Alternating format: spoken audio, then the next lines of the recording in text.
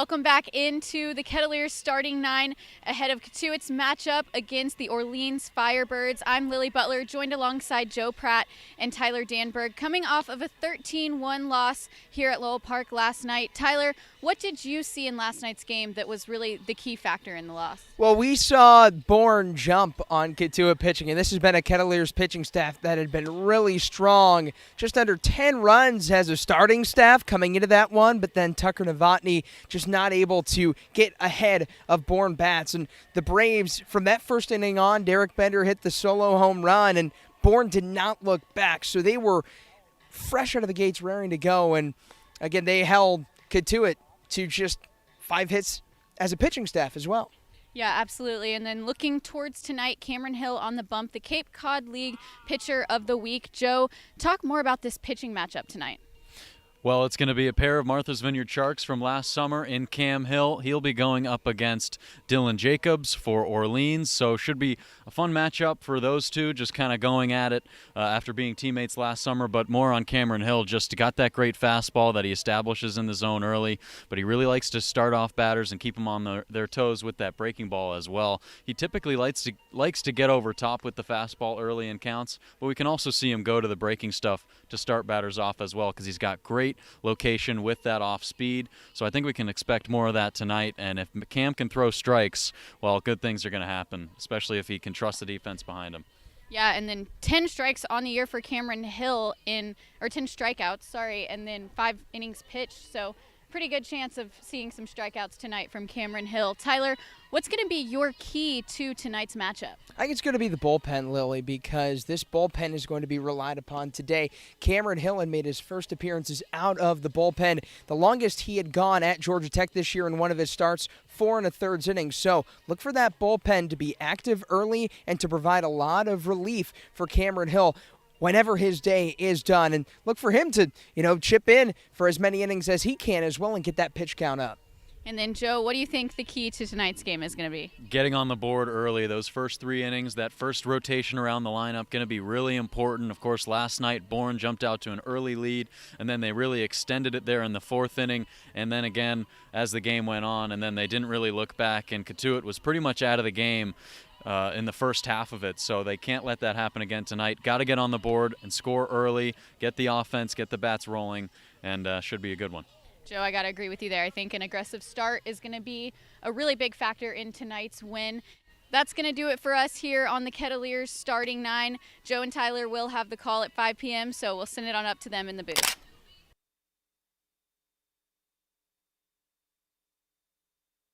Can I tell you something just between you and me? When I hear your voice, I know I'm finally free. Every single word is perfect as it can be, and I need you here with me every day. You're saying the words that I want you to say. There's a pain in my heart and it won't go away. Now I know I'm falling in deep, 'cause I need you every day.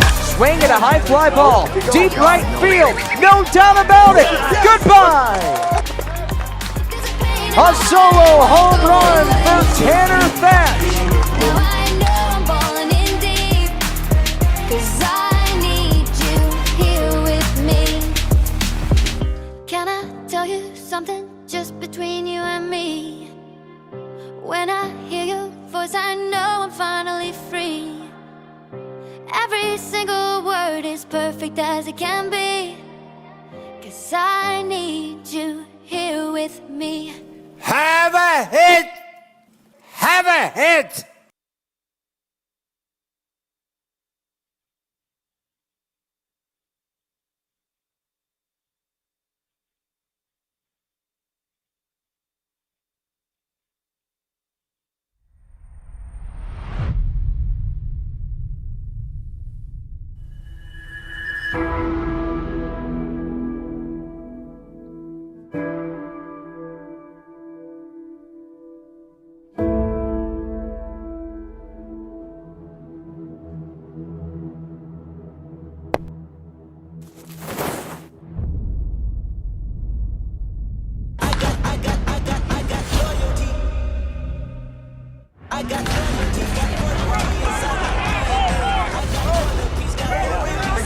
Park. He hits it high and deep to left field. This ball is crushed.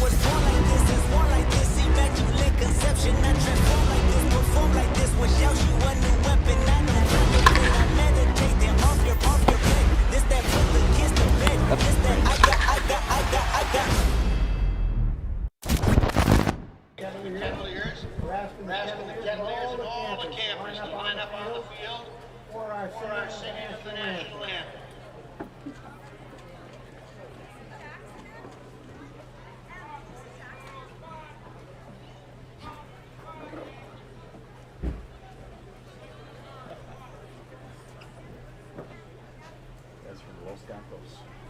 And now, ladies and gentlemen, proudly introduce you to Jess Rollo of Mashpee.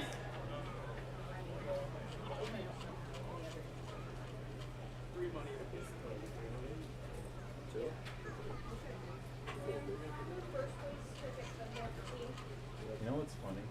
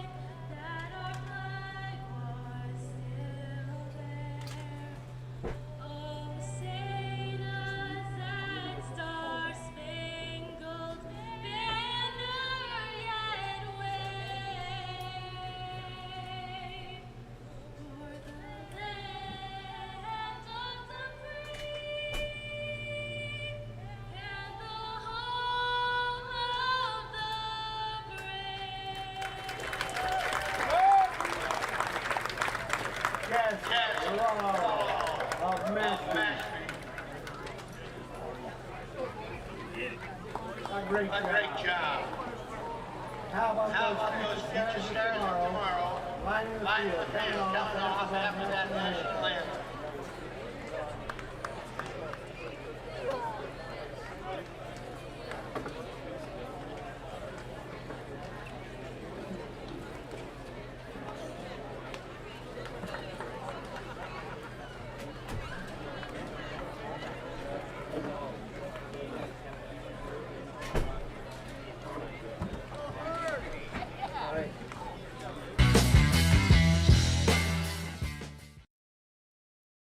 Stay in touch with the Kets on our social media. You can follow us on Facebook, Twitter, and Instagram by going to From Lowell Park in Cotuit, Massachusetts, we welcome you back. It's Game 15 between Orleans and Cotuit. The Firebirds making their way to Lowell Park for the first time this year to take on the Kettleers. The second contest between these two squads. But we welcome you back into the Kettleers Digital Network. I'm Joe Pratt, joined alongside Tyler Danberg. Liam Barrett is here along with Abigail Lawton. We'll hear from Lily Butler in a few minutes as well. But for the Kettleers, coming off of a couple tough losses a couple games ago, but trying to right the ship a bit today, and gray skies overhead in Cotuit, but baseball is set to be played here in just a few moments, and just looking to get back in the win column are the Cats. Well, Joe, it's great to be with you as always. They are looking to do exactly just that. Today, a new day compared to yesterday in which they fell 13-1 was the final score to the Bourne Braves. And they're looking to try and bounce back their pitching. This is going to be the 9th different starting pitcher to appear on the mound for the Kettleers this year. And it'll be Cameron Hill out of Georgia Tech for the Kettleers, and we've seen him a couple times so far this year. He's one of 4 pitchers in the CCBL to still have an ERA of 0.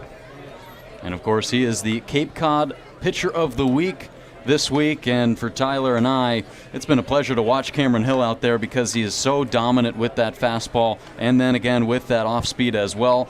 But now in a bit of a different role today in the starting spot for the Kets, and should be interesting. Yeah, it really will be. I mean, it's kind of a sense of familiarity for him. He made 18 appearances at Georgia Tech, 5 of them starts, 4 during the midweek against non-conference opponents, 1 of them on April 14th, in which he allowed a few runs to the Virginia Tech Hokies. So he had an ERA of just over 7 as a starter. However, he has settled in nicely here this summer. So it's going to be a new chance for Cameron Hill to show what he can do, and after getting some recognitions as well. Of course, that CCBL Pitcher of the Week, and on the other side will be Dylan Jacobs out of Stetson. And he'll be starting things off for the Firebirds today. But taking a look at these lineups, Tyler, a bit of a shakeup on the other side for Orleans, but they've got plenty of names that we've already seen before. Yeah, we were talking about it before the broadcast, partner. In a year where we've seen a lot of turnover already, Orleans has kept a lot of guys and some familiar faces and names from when Cotuit and Orleans played last on June 16th. It'll be Joichiro Oyama out of UC Irvine leading things off and playing second base. Fenwick Trimble out of James Madison bats second. He's in right. Eddie Micheletti Jr. out of the 3 spot. He's in left field out of George Washington. The cleanup man is the shortstop, Andy Blake, who will play at Duke next year, the Ivy League Player of the Year this year. Batting 5th, the third baseman, Jack Penny. Batting 6th, newly activated Matt Hallback, the designated hitter out of UC San Diego. Eddie King Jr. bats 7th, plays center. He's out of Louisville. And batting 8th, the first baseman, Johnny Olmstead out of USC. And rounding it out is Henry Hunter, the 9-hitter and catcher out of the University of Alabama, Birmingham. And as it's time to play ball here at Lowell Park, still just a few moments away, these Orleans Firebirds. A tough start to the year, but they've really picked it up in these last 5 games. They've won 4 of their last 5. They've outscored opponents by 14 in those. And so this is a team that really has rebounded nicely after going 2 for 6 in those first 8 games. So just 2 wins in that first week of the season for Orleans, but they've really picked things up. Yeah, winners in 4 of its last 5, and the most impressive win coming yesterday against the first place team in the East in the Yarmouth Dennis Red Sox, one that went all the way to 10 innings. But they got some timely hitting to the Firebirds. They got an 8th inning home run from Jack Penny, and then they got another big go-ahead single to get things going. And then Sean Matson with a 2-inning victory out of the bullpen for the Firebirds. That's been their biggest win of the year, and they just happened to do it 24 hours ago. They took out the red-hot YD Bats, and that was in YD yesterday at Red Wilson Field. And so they continue their road trip into Cotuit today, facing Cameron Hill, on to make his first start of the summer. He's already made a couple appearances, though, in relief. Most recently, he went 2 1/3 in Hyannis on Thursday. That ended up being a 7-6 loss for Cotuit, but he had a good hold in that one. Really located the zone nicely, picked up a strikeout against that really high-powered Hyannis team. One against Mike Sirota. He got him on a nice changeup outside.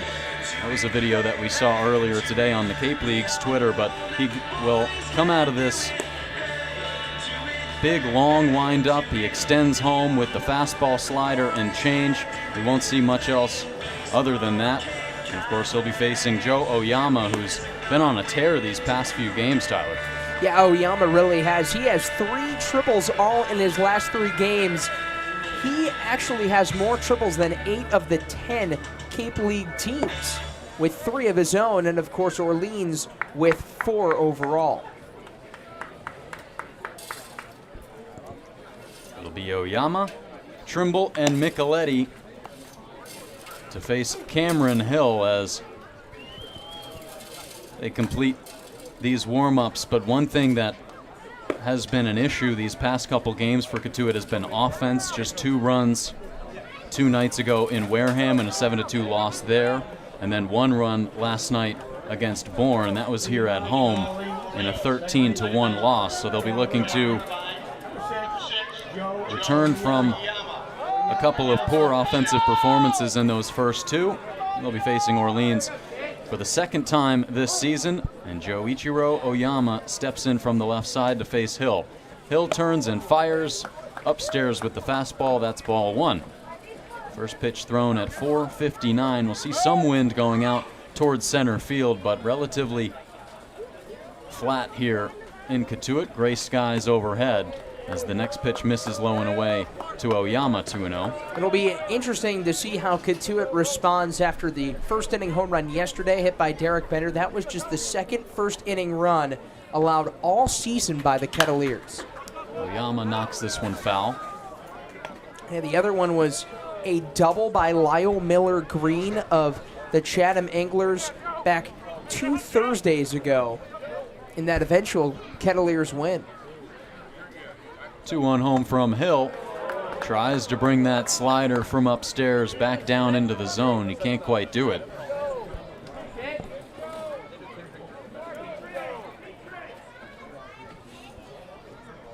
He's ready, 3-1. That's a called strike 1 on the outside corner to Oyama. And how about these Orleans jerseys tonight? Those are pretty, and they're made by the brand of Cape League Hall of Famer, former Orleans Firebird Marcus Stroman of the Chicago Cubs. 3-2, swung on and missed, strike 3. Hill picks up his first K of the day. And it comes against Joichiro Oyama. He takes him to a full count, and Hill just dots upstairs that time with the fastball, and that'll bring up Fenwick Trimble. And Oyama doesn't strike out too much. And he's 10 for 27, so that's a big out for Hill.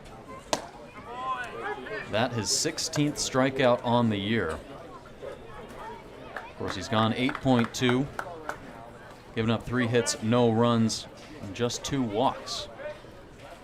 He's allowed just 5 base runners in those 8 2/3 innings for Hill. As he misses up and away there, it's 1-1. Well, since he got that out, he's at 9 innings now, so if our math is correct, he's averaging 16 strikeouts per 9 innings. It's a pretty good rate. 1-1. Big swing there from Trimble, and that's a big reason that he's picked up plenty of Ks right there. He goes downstairs, 79, big sharp slider. And that'll go along with the changeup that'll break away from these right-handed bats and really slow them down, so he messes up the timing of batters really effectively.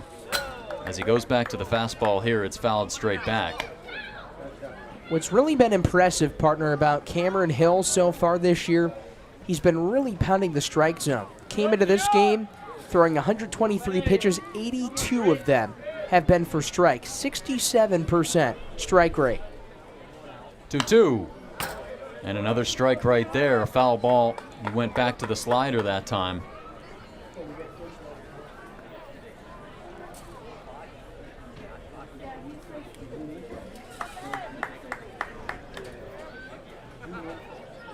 And Hill set again, the 2-2. Swung on and missed. 2 strikeouts to start off his day for Cameron Hill. Not a bad start for him. That time he runs that fastball low and away. Gets a big swing there from Trimble. Really dominates that outer third. This Cameron Hill locates that fastball with that spot really well. Misses low with the first one to Eddie Micheletti. Micheletti had himself a pretty good campaign so far, riding a 6-game hit streak. As he takes that one on the outside corner for a strike. Really picking up where he left off at George Washington. Batted .384 for the Revolutionaries this year. 1-1, he gets ahead of this one, dribble to the right side. Tobias there, he skids, tosses to Hill. And that's the end of the inning. So a 1-2-3 start for Cameron Hill in the top of the first. And we'll get our first look at the Cotuit lineup when we come back on the Cats Digital Network. Cotuit Kettleers to keep up to date with scores, pictures, behind-the-scenes content, and more. Follow us today. You're listening to Kettleers Baseball on the Kettleers Radio Network. Tune into all of our road broadcasts by downloading the Mixlr app and by searching up Cotuit Kettleers. Cotuit Baseball lives here on the Kettleers Digital Network.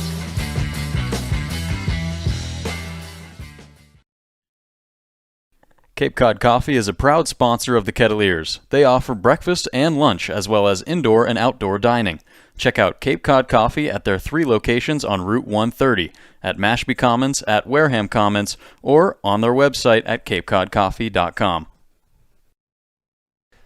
This year, the Cape Cod Baseball League celebrates its 100th anniversary. For over a century, baseball has been a staple on Cape Cod, producing over 1,600 Major League Baseball players. To learn more about the Cape League Centennial Celebration, go to capecodbaseball.org today. When the unexpected happens, make sure you and your assets are insured appropriately. The agents at Leonard Insurance Agency can tailor coverage to meet your needs. Call 508-428-6921 to talk to their licensed agents today. Stay in touch. Bottom of the first inning from Lowell Park, and Dylan Jacobs out there on the mound for his start today against the Kettleers. And Jacobs a couple times on the mound so far this year. He has had a pair of starts, ready for his third. He is out of Stetson. And Tyler, you were catching up in the break on your bingo card. I was. Baseball bingo, courtesy of Becky Manikis, who's in charge of the events. Does an incredible job. Baseball bingo night every Monday night here at the ballpark. You can grab a card, you can get your little dauber and play along. And I've got 4 out of 5. What do you have? Well, I need to catch up. I think we have a strikeout as the first pitch just outside to Brett Bateman for a called strike. So we have a strikeout, a strike, a fastball. Wow. Full count. A You've full had a count. It was a full count, so I'll add strikeout as Brett Bateman taps the dish a couple times. He's behind 0-2. Jacobs turns. He fires. Just low below Bateman's knees. Bateman tried to extend that hit streak. One more game. 13 is what he's striving for.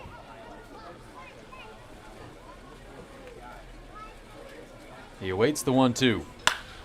Slapped foul to the left side. Now that's something that he's done a great job of during this hit streak, Tyler, is just put the bat on the ball.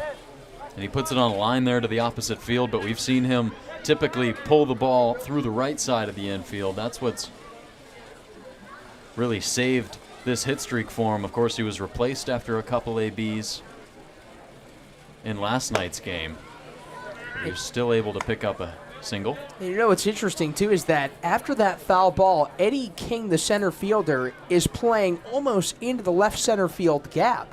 There's a wide open right center alley. 2-2. And he sends that one right into the left center field gap, like you said. King over to make the play. So it looks like that adjustment worked out perfectly that time. Bateman's retired. Yeah, really good read there by King and, of course, manager Kelly Nicholson and company, because that's a potential double or triple there for Brett Bateman. Maybe the farthest he's hit a ball all year. And if it weren't for that defensive shift, then, well, that might have been hit number 22 on the campaign for Bateman. Instead, it'll bring up Kalai Harrison, who takes low and in. Harrison batting in the second spot after being placed down at the bottom of the order in 9th his first couple games on the year. And that was a spot where he really thrived in as he lines this one over the head of the shortstop Blake and into left field for a single. And so Kalai Harrison keeps his hit streak alive. It's up to 6. So he just rifles that over the shortstop, Blake's head. Inside outs it. We've been talking about that inside fastball, and then it's taken the other way, which is a really tough thing to do because you got to keep your hands in, almost have to get a little bit under it because any pitch you drive the other way, you're usually late on it. Well, he takes off on the first pitch that's popped up. That took the shortstop in a little bit, so he has to retreat into left field. But he gets in the way of his left fielder, and that one is dropped. But they get the force out there at second as Harrison didn't quite know what to do in the base paths there. But Micheletti charges in, and he cannot come down with it. But at the end of all of that, there will still be a runner on first, but now with 2 outs. Just a wild way to get the lead runner there, Joe. That's a tough play for Harrison. It looked like he was almost right on the bag at second. Then when Micheletti went and it looked like he was going to make the catch, then Harrison took a step towards first, and then that got him hung up a little bit. And props to Micheletti for staying with it because he knew exactly what was going to be the case. He's like, oh, wow, I dropped it, but I'm going to throw it right over to second. So that's just good situational awareness out there in left. Yeah, and so despite not being able to haul that one in, he still makes the right play. As Jacob Tobias steps in and takes a strike there from Dylan Jacobs. Tobias, we saw him last night in a bit of a different role. He pitched the last 3 innings. Gave up a couple runs, struck out 1, and pitched a scoreless 7th inning, a 1-2-3 inning. But not the first time he's pitched, we found out. And it clearly showed. But he swings and misses at that one in the dirt. It's 0-2 to him. It was just an effortless delivery. And he was hitting his spots pretty well. Hitters started to catch up with him, but it took a really long time. Almost 2 innings for hitters to really start to adjust. Jacobs will check on Peebles over there at first, who reached on that play in left center field that got Harrison at second, so he was on with the fielder's choice. And he dives back in there safely. As it's Johnny Olmstead over there at first. Joe Oyama at second. Jack Penny plays the hot corner at third. Andy Blake at short. The 0-2 to Tobias. He gets on top of it, rolls it to the right side. It'll drift just foul. The outfield from left to right. Eddie Micheletti out there in left. He just made that play a couple moments ago. Eddie King in center field and Fenwick Trimble over there in right. And now Eddie King again playing a little bit more towards that left center alley to the left-handed hitting Jacob Tobias. As Dylan Jacobs comes set. Stetson's right-handed thrower awaits the 0-2. Just inside to Tobias. He thought he had strike 3 there on the 75-mile-an-hour curve. Now that's a nice dropping curveball there from Jacobs. And a good breaking ball, just a little bit maybe in tight to Tobias. Tobias rolls this one up the middle. Over to get it is Oyama. He'll flip to his fellow middle infielder in Andy Blake to get the final out of the bottom of the first inning. Cats get 1 hit on the board, though. They'll leave 1 on base. Still 0-0. The score headed into the second inning on the Kettleers Digital Network. Touch with the Kets on our social media. You can follow us on Facebook, Twitter, and Instagram by going to Cotuit Kettleers to keep up to date with scores, pictures, behind-the-scenes content, and more. Follow us today. Hi, this is Ryan Galaney, the corner infielder for the Cotuit Kettleers, and you're listening to the Kettleers Digital Network. There's a weekend in July where the baseball world revolves around a village in upstate New York. Baseball Hall of Fame induction weekend in Cooperstown is an unforgettable experience filled with family-friendly activities and priceless moments. Make your plans today for July 21st through the 24th for the induction of Fred McGriff and Scott Rowland as the class of 2023. Visit baseballhall.org today for the entire schedule. See you in Cooperstown, where the journey becomes legend. Cape Cod Coffee is a proud sponsor of the Kettleers. They offer breakfast and lunch, as well as indoor and outdoor dining. Check out Cape Cod Coffee at their 3 locations on Route 130, at Mashpee Commons, at Wareham Commons, or on their website at capecodcoffee.com. Gear up during the season by going to the Cotuit Kettleers store at Lowell Park, your place for all things Cats merch. Can't make it to the ballpark? You can order the latest apparel and accessories on kettleersstore.org. Missed last night's game? Catch up on everything that happened with daily recaps and sidebar stories from Shane Patagna and Jimmy Middleton by visiting cotuitkettleers.org/blog. Stay in touch with the Cats on our social media. You can follow us on Facebook, Twitter, and Instagram by going to Cotuit Kettleers to keep up. Leading off for Orleans, 35 Andy Blake, shortstop from Duke. Andy Blake will lead things off in the top of the second for the Firebirds. He's the first of the 4, 5, and 6 that Cam Hill will face here after going 3 up, 3 down against the top half of this order. A couple strikeouts against Oyama and Trimble. A good start to his day for Cameron Hill. And he delivers this one in off the hand, skied foul. Hill got time as a midweek starter for Georgia Tech this year. Pitched in a game against Wofford on March 21st where he gave up a couple earned. That start didn't go too well. As this one off the end of the bat, dribbled just in front of the second baseman, Petre. He fires, and he makes the play. And a good job by Petre there to charge in on that one. He plays second base. Jacob Tobias over there at first. Kalai Harrison plays short. Josh Pine back over there at third. Last time we saw him there was in Orleans, the last time the Firebirds and Kets squared off. The outfield from left to right, Ryan Waldschmidt makes his third start in center field. Brett Bateman, and in right is T.O. Banks.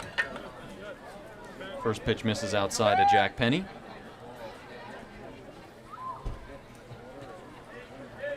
1-0 home. And Hill dots the inside corner there, 78 on the slider. Actually, Hill's best appearance at GT this year came as a starter. Lined back to Petrie again. He fields it cleanly. He's up with it to make the second out of this top of the second inning. He made a start against Mercer, and that was his final start of the season. But boy, it was a good one. He pitched 4 1/3 scoreless frames, struck out a season-high 4 batters, and what was eventually a 6-3 win. He didn't get the decision in that, but he really set the tone for the rest of the game with his best start of the campaign. And so he kind of went through some struggles early on as a starter, but really seemed to figure things out by the end there. Like you were saying, a great performance in that last start against Mercer.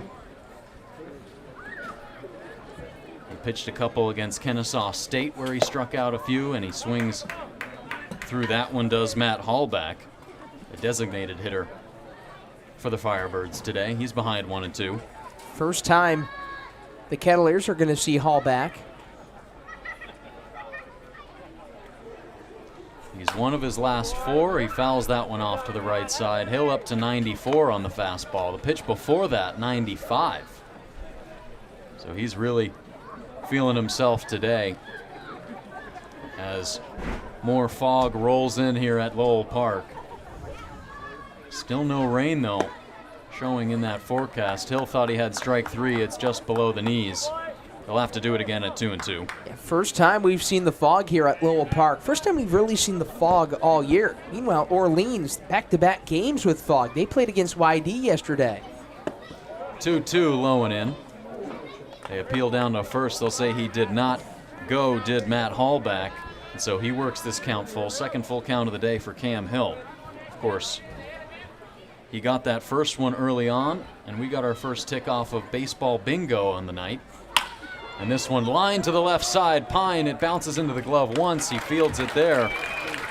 And he tosses across to Tobias to complete the out. And so 6 up, 6 down for Cam Hill in these first 2 frames. Ket's coming up to bat after this.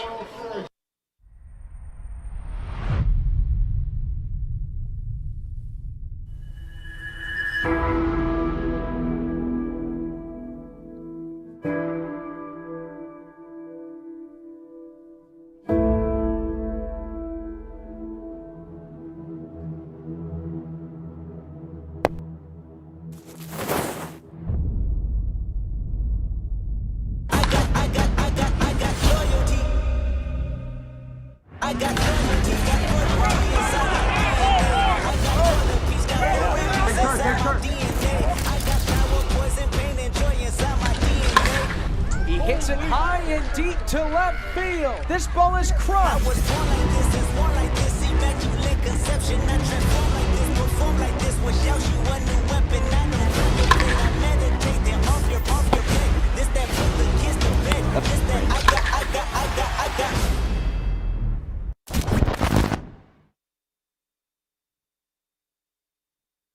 To date with scores, pictures, behind the scenes content, and more. Follow us today. Cotuit Kettleers baseball clinics offer instructional baseball clinics for boys and girls aged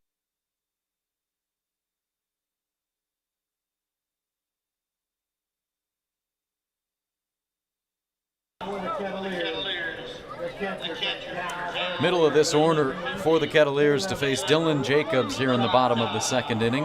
One hit already on the board for Cotuit. That was off the bat of Kalai Harrison, and he continues his hot start as Loma Vida sends this one foul down the first baseline. But it's Monday night at Lowell Park, and we have our bingo cards to be filled out. And I have 8. How many do you have? Not in a row, though, obviously. I have 7. I need a stolen base. That's all I need. Umpire, fastball, strike, full count. Just need the stolen base. Okay. Loma Vida evens the count at 1-1. He takes that one outside. Excuse me, now 2-1 to Loma, who had a home run in his last start at Lowell Park. That one in off his hands. He fouls it off. 93 that time from Jacobs. Loma Vida, the last time they played, he had a good day at the plate. Ripped a double. Had a single to go on top of that.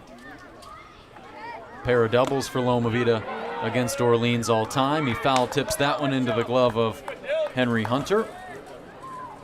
And it's the first strikeout of the day for Dylan Jacobs. Number 4, Emilian Petrie, the second baseman. And he did that plenty last summer with the Martha's Vineyard Sharks. Struck out 30 batters across 27 innings pitched. And today features the matchup between a couple former MV Sharks in Cameron Hill and Dylan Jacobs, as that one misses low to Emilian Petrie. It's good to see some NECBL guys make their way to the CCBL over here on Cape Cod. Next pitch to Petrie. He dribbles on the ground to the left side. Incoming to get it is Blake. And the throw is in time to get Petrie at first. 2 gone. You know, that's one of the cool things, because the NECBL in New England and, of course, the Cape Cod Baseball League and Cape Cod, there's always that relationship that those two kind of have. A lot of guys that play in the NECBL one year might eventually make their way to the CCBL. And it's cool to see that come to fruition today. A lot of Martha's Vineyard Sharks representation on this field. First pitch just outside to Ryan Waldschmidt. He's 4 for 8 so far this year. This is third start, and he gets a hold of this one, line down the left field line. That'll bounce once in front of Eddie Micheletti. A long single here for Ryan Waldschmidt, his 5th base knock of the year. He was held hitless yesterday by Bourne pitching, but he's been off to a great start through 3 games. I mean, there he just gets a lot on it, barrels it up into left.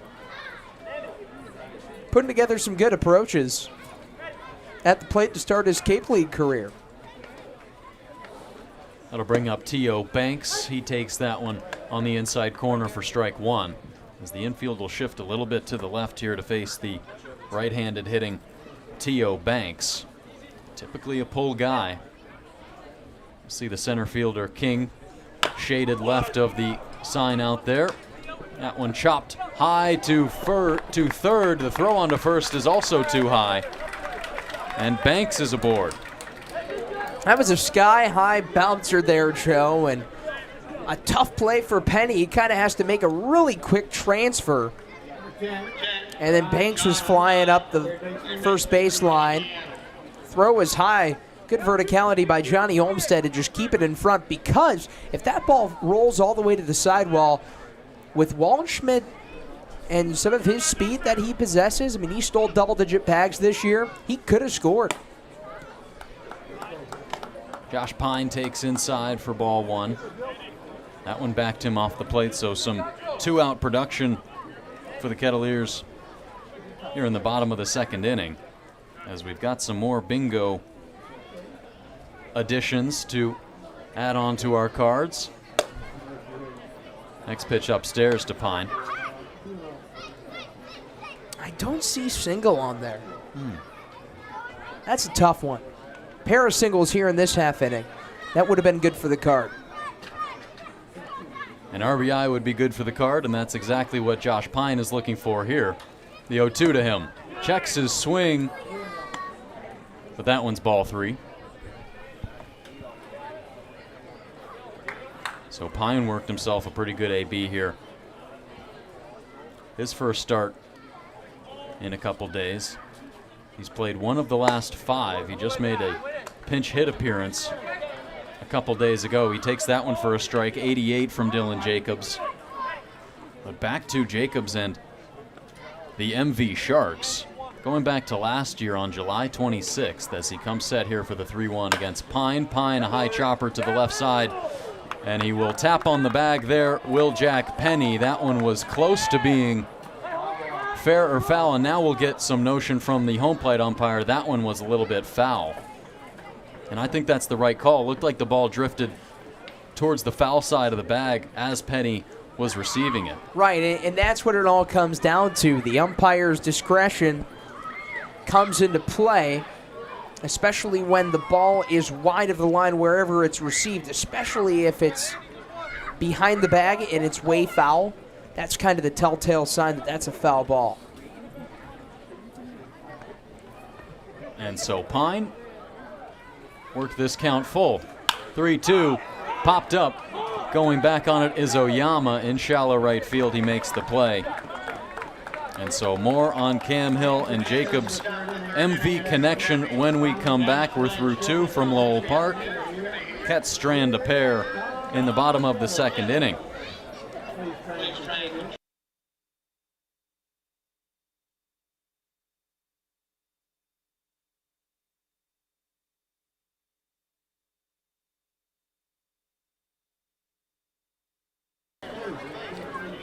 And now we're going to send things down to our sideline reporter for the first time, Lily Butler. Lily.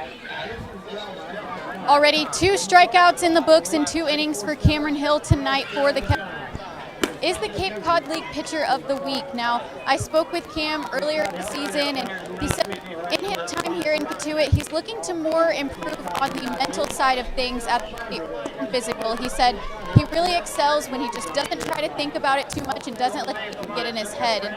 And so far seems to be excelling on the mound tonight for the Kettleers. From Lowell Park for the Ketts Digital Network, I'm Lily Butler. Back to you guys. Thank you for that, Lily. As Cam Hill makes his way back out to the mound for his 3rd inning of work. And Hill, he's seen 6 batters. He's retired all 6 of them, now facing 7, 8, and 9 for the Firebirds, and Eddie King, Johnny Olmstead, and Henry Hunter. He's looked really good so far, has Hill. 6 up, 6 down. Struck out the first 2 batters he faced, and then the rest he's had the infield do the work. And this Kettleers infield, so far, bouncing back. They made 3 errors yesterday, but have played really good defense throughout the season. He lets that one fly towards Eddie King Jr., the center fielder today.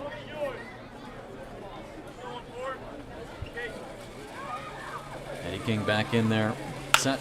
And he chops this one to the left side. Sliding over to get it is Pine. He's up with it, and he completes the throw over to first. Man, what a play that time by Josh Pine. That's now back-to-back times he's made a couple sliding plays. This time he really went down to his knees. He makes great decisions because he decided immediately to go down to his knees to field it. Therefore, he was able to get up quickly, make that throw to first, and King put some great lumber on it. And now it's the USC Trojan and Johnny Olmstead. He takes upstairs. Good to see Pine back in there in the starting spot over at 3rd after Galaney and Jay Harry. staked most of the time there. But Pine, he plays a really good third base, and we saw some of that in Orleans a couple Fridays ago. Pine got the start there, made a couple nice plays in foul ground. As the 2-0 pitch misses up and away to Olmsted, it's 3-0. And that was his debut, Josh Pines. Almost made a catch right up against the netting in foul ground. 3-0. And Hill gets over top with it. That time 91, so just took a couple ticks off the fastball to locate it and find the zone. He does just that, now trying to get a couple of strikes on Olmsted. He does a big loop with the slide that time, and it falls right onto the outside corner. Count full now to Olmsted. Nice job by Hill to work back into this count. He sets and fires, fouled off. Of course, Hill just 2 walks so far on the year. He had 1 when he went 2 1/3 in Hyannis. That was last Thursday. He's picked up a couple wins on the year, both against Chatham. And this one spoiled foul back to the backstop again by Olmsted. Went 2 2/3 the first time, followed by 3 innings pitched, and kind of just a right place at the right time kind of moment for Hill. He was able to get the win in a couple of middle relief appearances. This one skied on the infield. Petre into shallow right, makes the play there. And that'll bring up Henry Hunter. That was the longest at-bat worked by Orleans today. They're a squad that doesn't strike out a lot. They're 10th in the league in offense. But they've had the 3rd fewest strikeouts, 119.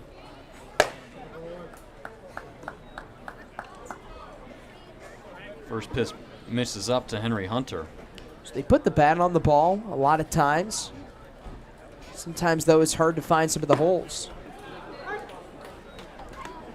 Hill finds the zone, been predominantly with the fastball so far today. He's been locating it nicely and feeling that arm slot and velocity as he's pumping it at upwards of 92, 93, 95 at times. He goes back to the slider there. Haven't seen too much of that change. That's one that he'll go to oftentimes against right-handed bats when he's ahead in the count. He goes back to the slider there, and it's ticked foul by Henry Hunter.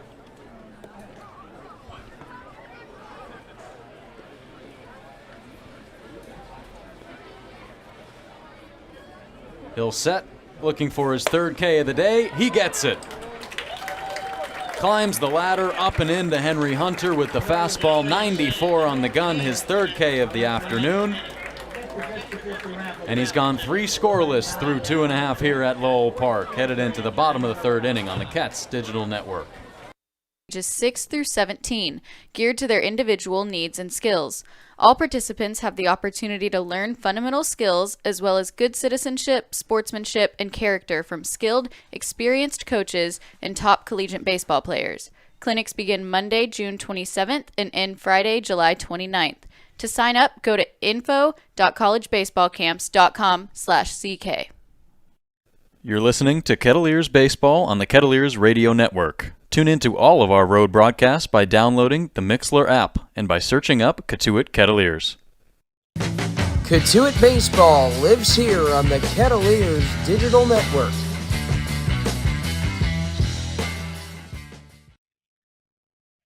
You're listening to Kettleers Baseball on the Kettleers Radio Network. Tune in to all of our road broadcasts by downloading the Mixlr app and by searching up Cotuit Kettleers.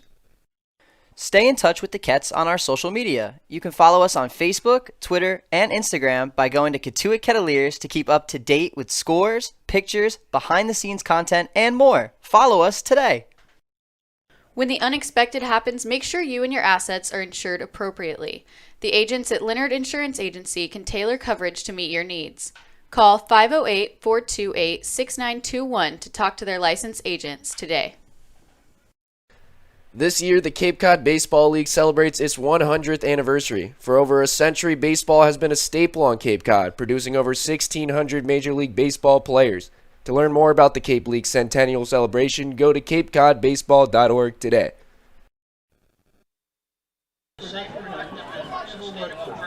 We welcome you back into Lowell Park. Joe Pratt with Tyler Danberg, Liam Barrett, Abigail Lott, and Lily Butler as well. Brett Bateman on to face Dylan Jacobs for the bottom of the third inning, back up to the top half of this order. Bateman flew out to center field his first time up. Jacobs with that glove in front of his face, turns and lets that one fly towards home. 0-1. The count now to Bateman. He finds the zone early on, 85 on the gun. As he's ready again, the 0-1 is outside. It's Kids Day today at the ballpark, which is kicked off at a perfect time as the Kettleers summer kids camps are now underway. Started this morning. This one lifted into left field for a base hit. Bateman extends his hit streak to 12 games. And he's been putting on a hitting clinic as well. A great single the other way to left. Outfield was playing him that way, and yet Bateman with that effortless swing finds some greenery. And a great spot on the fastball there by Jacobs. Not much he can do about there, locates it well. But Bateman wins the battle. That's 13 straight games with a hit. And so now Bateman to Harrison. Chopped up the middle. Oyama flips to second for one, onto first, and Harrison beats it out there.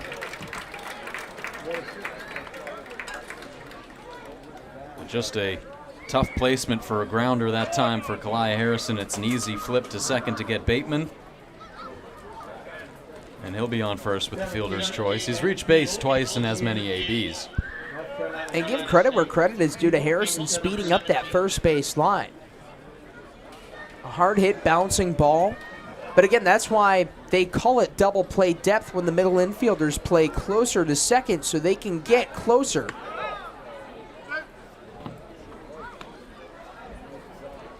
And that's where they'll be right now, Oyama and Blake in that double play depth as Peebles steps in now. He reached on the fielder's choice his last time up back in the first inning. Harrison back in safely, this time standing up, and it looked like on that first pickoff attempt back there, Harrison started to get into his secondary a little bit, and he looked like he went fully airborne to dive back and hug that bag safely. So good move by Dylan Jacobs, who's back on the rubber.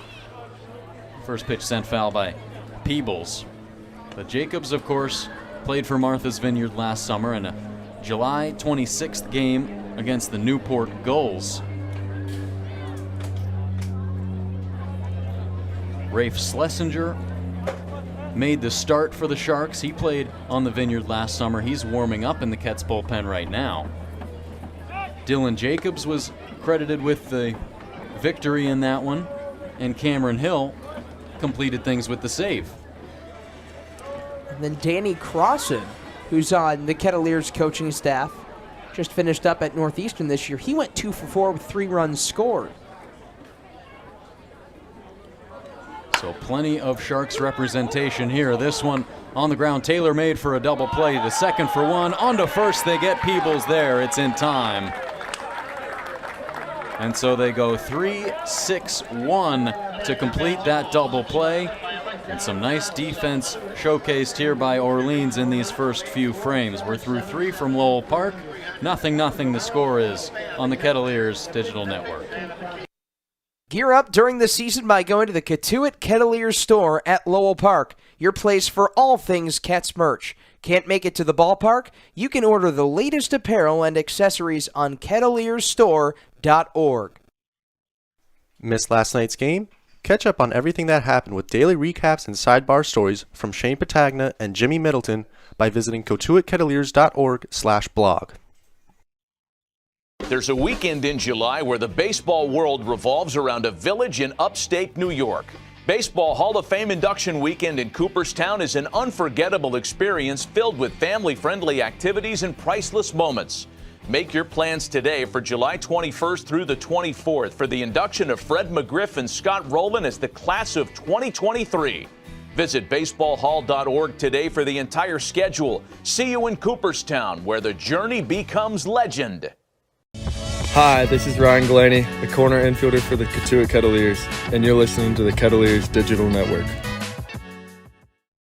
Stay in touch with the Cats on our social media. You can follow us on Facebook, Twitter, and Instagram by going to Cotuit Kettleers to keep up to date with scores, pictures, behind-the-scenes content, and more. Follow us today. Celebrate the history of our national pastime at the National Baseball Hall of Fame and Museum in Cooperstown. See priceless treasures that'll bring your baseball memories to life. Connect.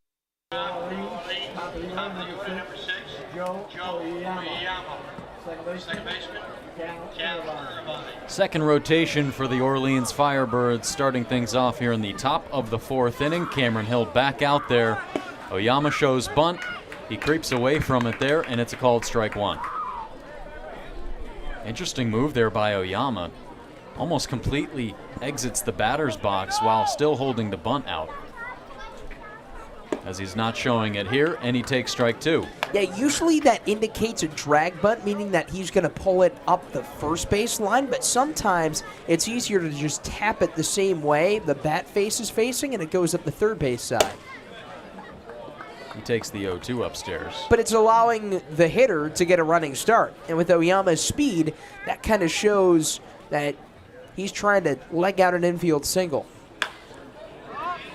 Well, he flips the barrel towards this one and skies it into center field. Routine for Bateman. 13, Fenwick Trimble, right fielder James Madison. That'll bring up Fenwick Trimble out of James Madison. And, of course, like you were saying, Tyler, their jerseys, of course, from their former relief pitcher. And they lead the entire Cape League in major leaguers with 49, does Orleans. And the next closest team is YD at 39. So this is really a good MLB pipeline in the Cape League, as dozens more of those making good careers in the MILB as well. It's still good to see a long list of major leaguers that Orleans has brought up into the big leagues these last few years. But Cotuit, of course, one of those as well. A couple guys from that 2019 team, the championship winning team for the Kettleers, now playing in the big leagues. This one in off the hands of Trimble. He fouls it straight back. I mean, it goes without being said how this league jumpstarts a lot of careers of these players, and Orleans and Cotuit, no exceptions to that. 1-2. Speared at and missed by Trimble. Hill picks up his fourth swinging K of the day. And he is cruising through his first start of the summer. And 34 of his 52 pitches have been strikes. And that's been the key to his success so far, partner, is his ability to locate his pitches and find the strike zone. He comes set at the belt, gets the sign he likes from Loma, and a check swing fouled off that time by Micheletti. And so there's strike 35 on the outing for Cam Hill. Sends Micheletti to 1-1, and still just 5 base runners allowed on the year. That was the same number coming into this game, and he gets over the top that time again. He's ahead 1-2 on Micheletti. He's seen 11 batters in this one, retired all of them. 4 of them by the strikeout. He's looking for his 5th right here against Micheletti. The 1-2. Just outside. Hill was making his way towards the Cotuit dugout. 93 on the fastball. Hill pitched 24 innings on the Vineyard last summer as he misses low and away to send the count full. Just 2 earned runs in those 24 innings pitched. He was a force for the Sharks.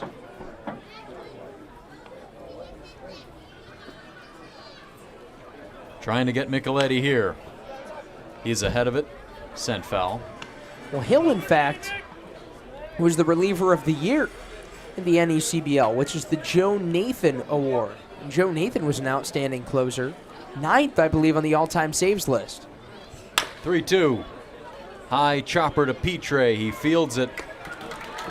And that's the end of the top of the 4th inning. 12 up, 12 down for Cameron Hill. He's pitched 4 strong. Ket's trying to manufacture some runs when we come back on the Ket's Digital Network. Can I tell you something just between you and me? When I hear your voice, I know I'm finally free. Every single word is perfect as it can be. And I need you here with me every day. You're saying the words that I want you to say. There's a pain in my heart and it won't go away. Now I know I'm falling in deep, 'cause I need you every day. Swing at a high fly ball. Deep right field. No doubt about it. Goodbye. A solo home run for Tanner Thatch. Now I know I'm falling in deep, 'cause I need you here with me. Can I tell you something just between you and me? When I hear your voice, I know I'm finally free. Every single word is perfect as it can be, 'cause I need you here with me. Have a hit! Have a hit! Bottom of the 4th inning from Lowell Park, and 4, 5, and 6 coming up for the Kets to face Dylan Jacobs. And his former teammate on the other side, Cam Hill, has been dominant in his first 4 frames, but Jacobs right there with him as well.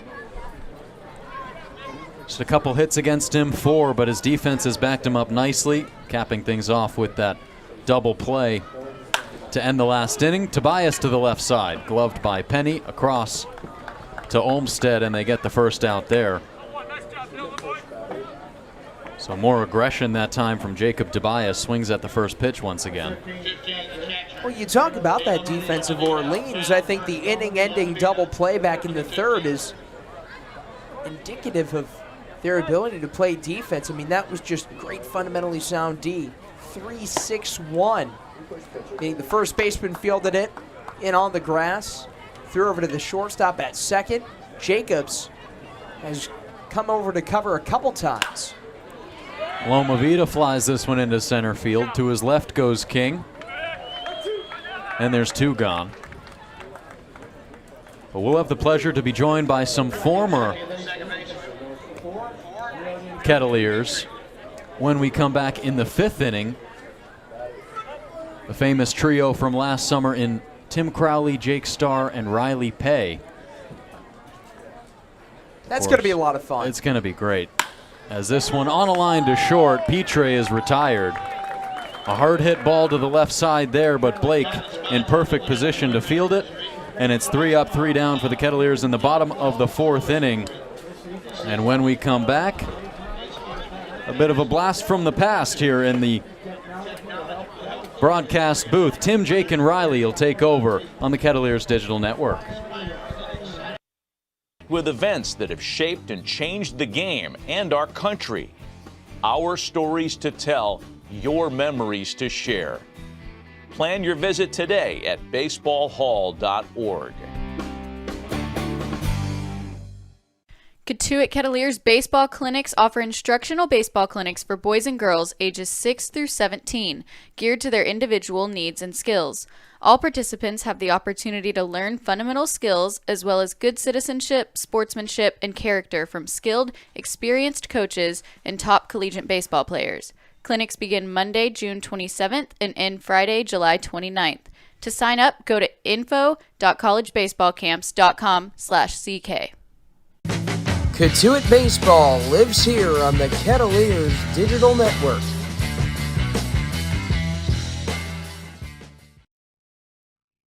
Cape Cod Coffee is a proud sponsor of the Kettleers. They offer breakfast and lunch, as well as indoor and outdoor dining. Check out Cape Cod Coffee at their 3 locations on Route 130, at Mashpee Commons, at Wareham Commons, or on their website at capecodcoffee.com. Stay in touch with the Cats on our social media. You can follow us on Facebook, Twitter, and Instagram by going to Cotuit Kettleers to keep up to date with scores, pictures, behind-the-scenes content, and more. Follow us today. When the unexpected happens, make sure you and your assets are insured appropriately. The agents at Leonard Insurance Agency can tailor coverage to meet your needs. Call 508-428-6921 to talk to their licensed agents today. Missed last night's game? Catch up on everything that happened with daily recaps and sidebar stories from Shane Patagna and Jimmy Middleton by visiting cotuitkettleers.org/blog. Celebrate the history of our national pastime at the National Baseball Hall of Fame and Museum in Cooperstown. See price. Welcome back to the Kettleers Digital Network Top 5 here from Lowell Park. We score between Cotuit and Orleans. Second matchup of the year for these couple teams. First pitch in is tapped foul. It's a piece of Caleb Lomavita, and the count goes to 0-1. Rich Schlesinger, the new pitcher for Cotuit, left-hander out of Miami, has some New England summer ball experience as well, pitching in the NACBL last season. And for those maybe looking for Tyler and Joe, getting a quick break during the 5th inning. So back as your 2022 broadcast team, Tim Crowley, Jake Starr, Riley Pay. Quick little reunion in the booth as Cotuit looks to keep Orleans off the board and give the offense a chance to jump out in the bottom of the 5th inning. Count 0-1 from the southpaw. The pitch swung on and laced foul. That gets back into the trees. The count goes to 0-2. Isn't it so great to be back, guys? It really is. Feels like old times. Everybody's in the same spot. Except the rotation.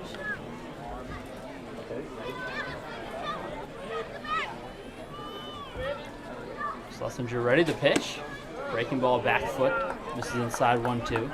I know you guys have been busy in the broadcast booth this season. For those who don't know, Riley and Jake both at the AA level in the Eastern League with Reading and Portland respectively. We just got through with a 6-game series. Another one tapped foul as that bat continues. Yeah, Reading and Portland just finished up a 6-game series this weekend at Hadlock Field. Reading won the series 4-2. I'd be remiss if I didn't bring that up here. 1-2 pitch misses low, so Andy Blake brings the count back even, 2 balls and 2 strikes.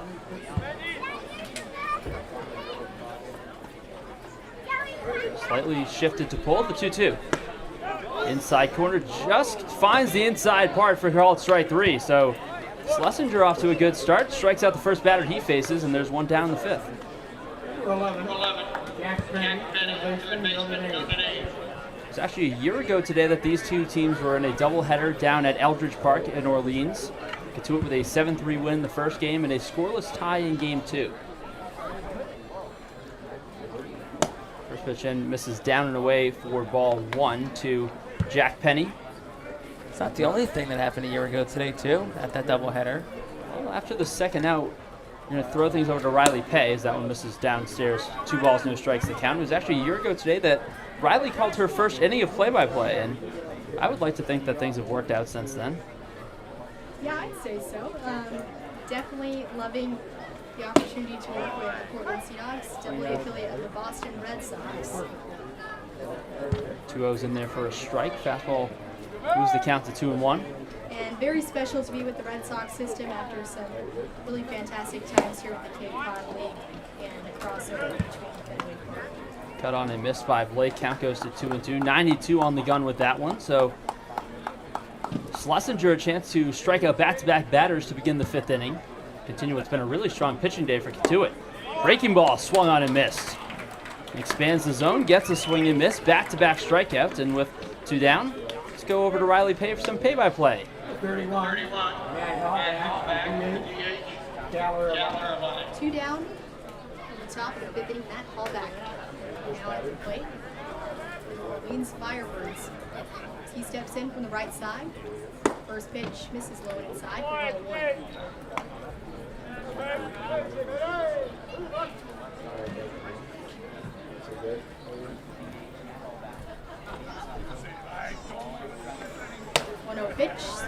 missed for strike one. Evens the count, 1 ball and 1 strike.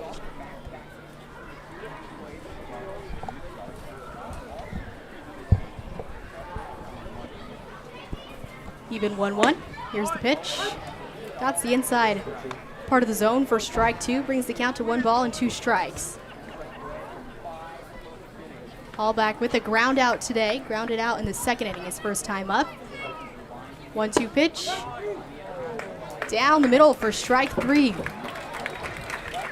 Still scoreless here as we played 4.5. We're heading to the bottom of the 5th inning here on the Kettleers Digital Network.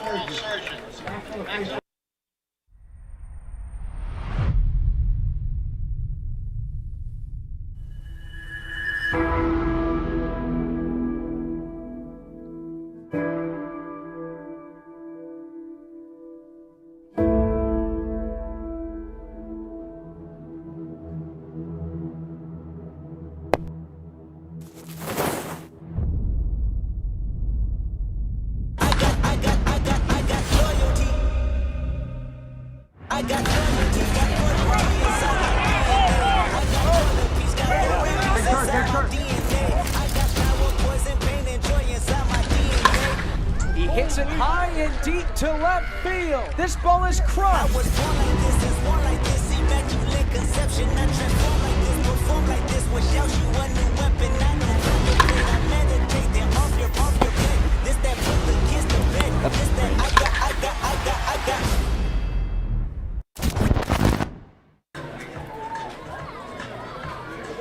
Welcome back into the Kettleers Digital Network. Bottom of the 5th inning is still scoreless. Dylan Jacobs out on the mound for the Orleans Firebirds, and leading things off is Ryan Waldschmidt for the Cotuit Kettleers.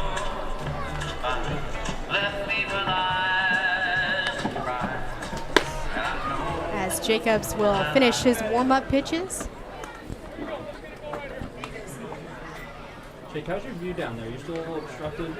I mean, just like last year, I can't really see down the right field line, so if anything gets hit that way, I'll have to lean out of the booth a little bit. Well, in my short time with the Sea Dogs this season, I had my fair share of foul balls flying back, so definitely thankful to have this fence in front of us. But keeps it exciting.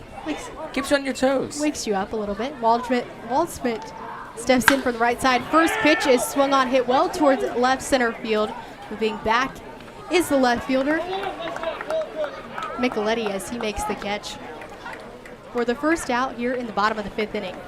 36, right fielder, 2 lane. And now with 1 out here in the bottom of the 5th, we'll toss it back to Jake Starr. He'll take over the play-by-play. Thank you very much, Riley. Tio Banks, the batter, the center fielder out of Tulane, digs in from the right side. First pitch home is a chopper towards the middle. Charging is the second baseman, Oyama, throws the first, and it's in time by about a step for out number 2. And that'll bring Josh Pine to the plate. So we're good luck for the pitchers, obviously. 5 up, 5 down since we came in here to the booth, as the 9-hole hitter Pine will step up to the plate. We're looking at a potential 5 full innings within an hour of game time. First pitch. Down low for a ball, 1-0. Pitch clock. I know there's been a lot of people who love it, some who hate it, but I mean, somebody who's kind of around it every single day, you come to like it. The game moves at a much more crisper pace. The 1-0 on the inside corner for a called strike, 1-1. First time the three of us have shared the booth here at Lowell Park since early August of 2022. 1-1. That one's hit in the air towards shallow left, drifting towards the line. Racing over goes left fielder Micheletti. He is under it and will make the catch to retire the side in the 5th. 3 up, 3 down, go the Cats. We're through 5 full. And now we will toss things down to our sideline reporter, Lily Butler.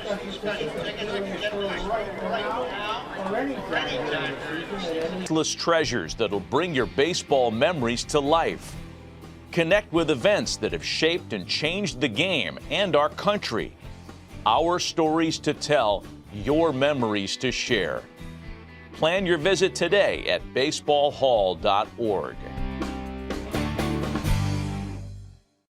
Gear up during the season by going to the Cotuit Kettleers store at Lowell Park. your place for all things Cats merch. Can't make it to the ballpark? You can order the latest apparel and accessories on kettleersstore.org.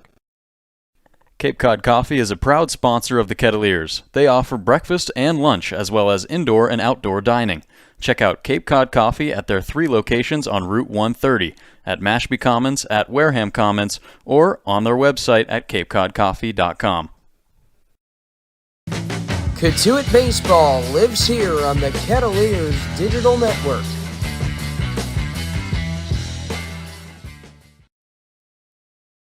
Stay in touch with the Kets on our social media. You can follow us on Facebook, Twitter, and Instagram by going to Cotuit Kettleers to keep up to date with scores, pictures, behind-the-scenes content, and more. Follow us today. You're listening to Kettleers Baseball on the Kettleers Radio Network. Tune into all of our road broadcasts by downloading the Mixlr app and by searching up Cotuit Kettleers. Cotuit Baseball lives here on the Kettleers Digital Network.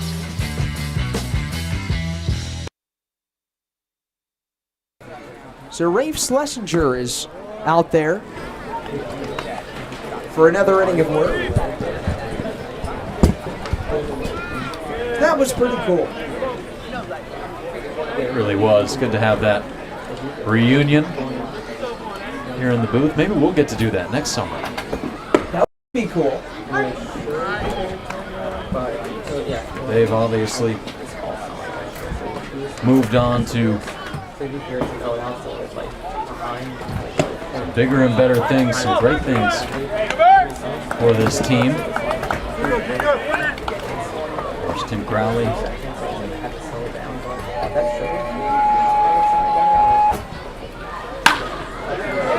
And there's a movement around that's going to second for a base hit.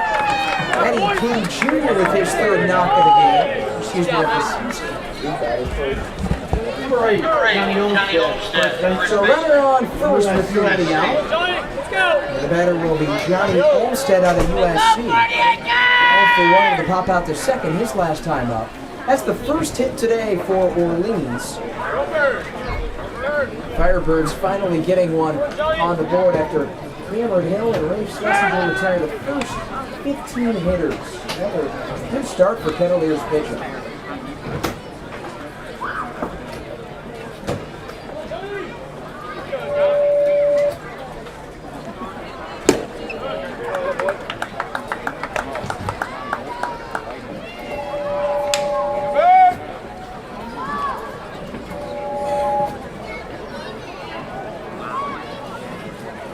Schlesinger fires and it's good to go.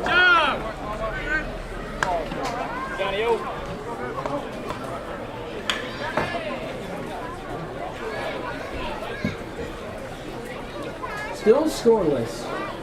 Schlesinger, the former Marquis Hilliard shot, delivers one that's fouled up by Olmstead. And we talked about those connections.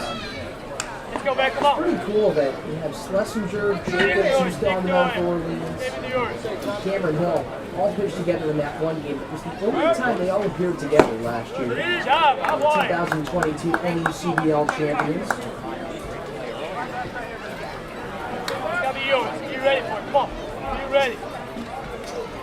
Olmstead, who came into this game 3 for 8 in his last 2 games. Taps one foul again.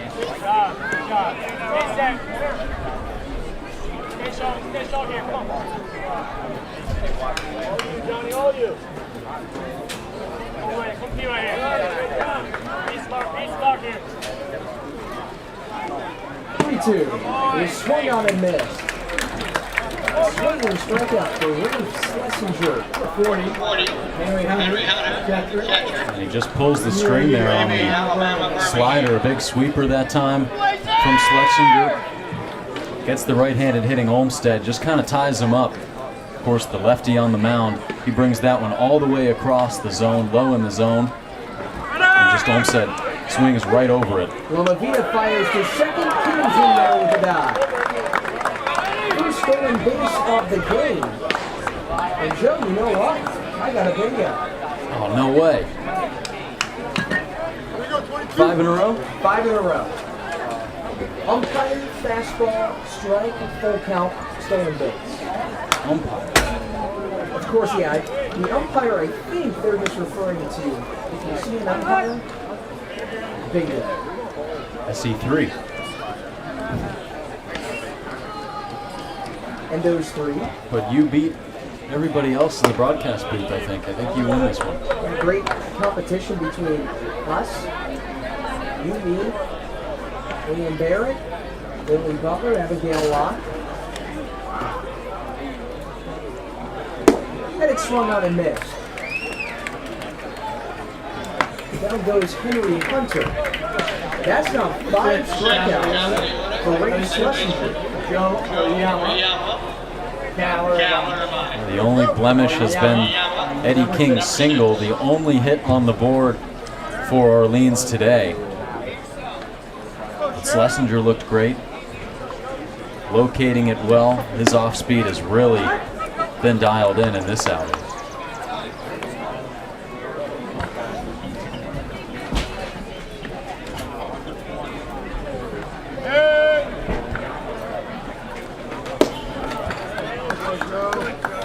We apologize. We've been having some technical difficulties a little bit, so we apologize for that. But we're glad you're with us here. There's a tapper foul by Joe Oyama. It was great to have Tim Crowley, Jake Starr, and Riley Pay up with us in the booth. Just really cool moment. Glad that those 3 were able to hop back on the broadcast again. A real great crew from last year, and of course, as I was getting to earlier, Crowley accepted a job recently. There's a collision between Josh Pine and Ray Schlesinger. On a roller to the left of the mound by Joe Oyama.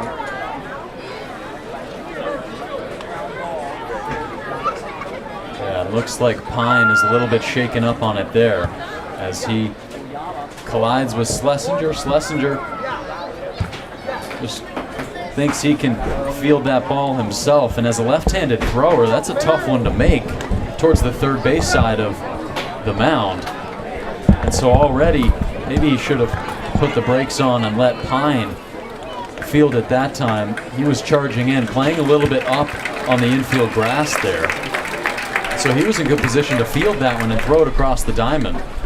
But now, the inning is continued. It'll be Fenwick Trimble. He's 0 for 2 on the day with a couple of strikeouts. And as you were saying, Tyler, Schlesinger already 5 Ks in this one. But he allows his second base runner as that one over to first. He checks on Oyama there. Oyama reaches on that little swinging bunt that brought Pine and Schlesinger together. But that'll go down as a hit. So 2 hits on the board for Orleans, no runs, no errors. 4 hits on the board for Cotuit, no runs and no errors. So anything but a shootout in this one today. Trimble rolls one inside first. Tobias will take it to the bag himself, and the inning is over. Orleans gets a runner on third, and Eddie King Jr., who got the first single of the game. Another hit gives the Firebirds a chance to plate the first run, but they cannot do so. And we will go to the last of the 6th inning, and we'll send it over to Lily Butler. And Lily's got some visitors as well. Lily?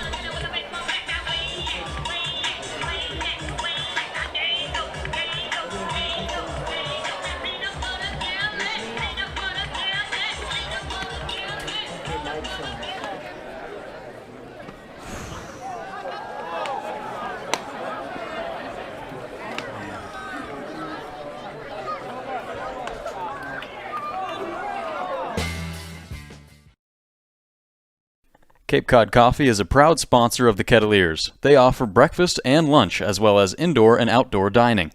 Check out Cape Cod Coffee at their 3 locations on Route 130, at Mashpee Commons, at Wareham Commons, or on their website at capecodcoffee.com. This year, the Cape Cod Baseball League celebrates its 100th anniversary. For over a century, baseball has been a staple on Cape Cod, producing over 1,600 Major League Baseball players. To learn more about the Cape League Centennial Celebration, go to capecodbaseball.org today. When the unexpected happens, make sure you and your assets are insured appropriately. The agents at Leonard Insurance Agency can tailor coverage to meet your needs. Call 508-428-6921 to talk to their licensed agents today. Stay in touch with the Kets on our social media. You can follow us on Facebook, Twitter, and Instagram by going to Cotuit Kettleers to keep up to date with scores, pictures, behind-the-scenes content, and more. Follow us today.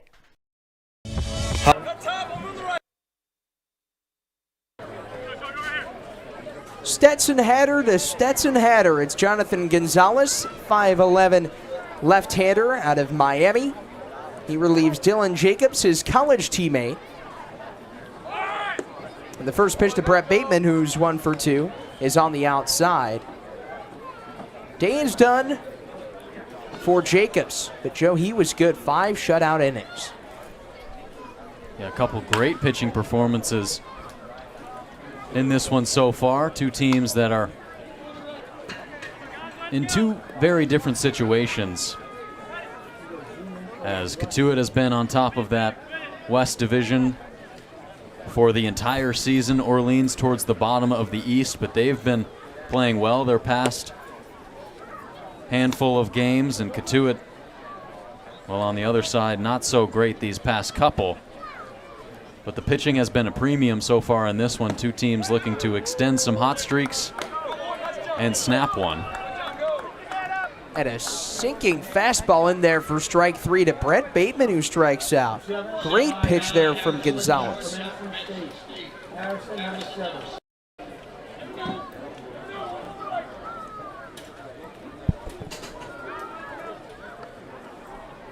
There have been 11 strikeouts in this game, but that was the first looking. And now you see Kalai Harrison just showing bunt there, looking for any kind of way to get on base here. He swats over an off-speeder at 77 from Gonzalez, who's making his 3rd appearance. 0-1. Has allowed just 1 earned. Has struck out 6. He's tossed 5 1/3 innings coming into this one. He retired the first batter he faced in Brett Bateman. Got the loss in 2 2/3 on June 19th against YD. There's a squibber on the ground to 3rd. Penny to 1st, and it's in time. And then Penny's played a pretty good third base over there today. Seems like everything hit in his direction he knocks down, but more good hitting from Kalai Harrison. He does a good job of keeping his hands inside to get around on those inside pitches, and he just pushes it right to the opposite side of the field. He's not trying to do too much with it. That one hit sharply. A nice play by Penny. When you break down the 8 hits that Harrison has had, almost every single one of them have gone the other way. And Peoples, his NC State teammate, evens the count at 1-1. And those two were a pretty good duo this year. Swing and a miss, 1-2. One example being on May 13th, 2023, Harrison and Peebles clinched an ACC tournament bid, combining for 7 runs batted in a win versus Pitt.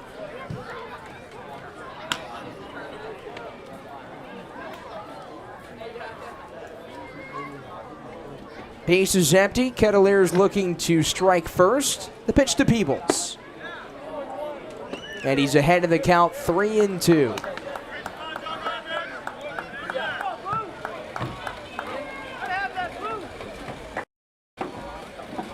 Gonzalez, the first reliever out of the pen for Kelly Nicholson.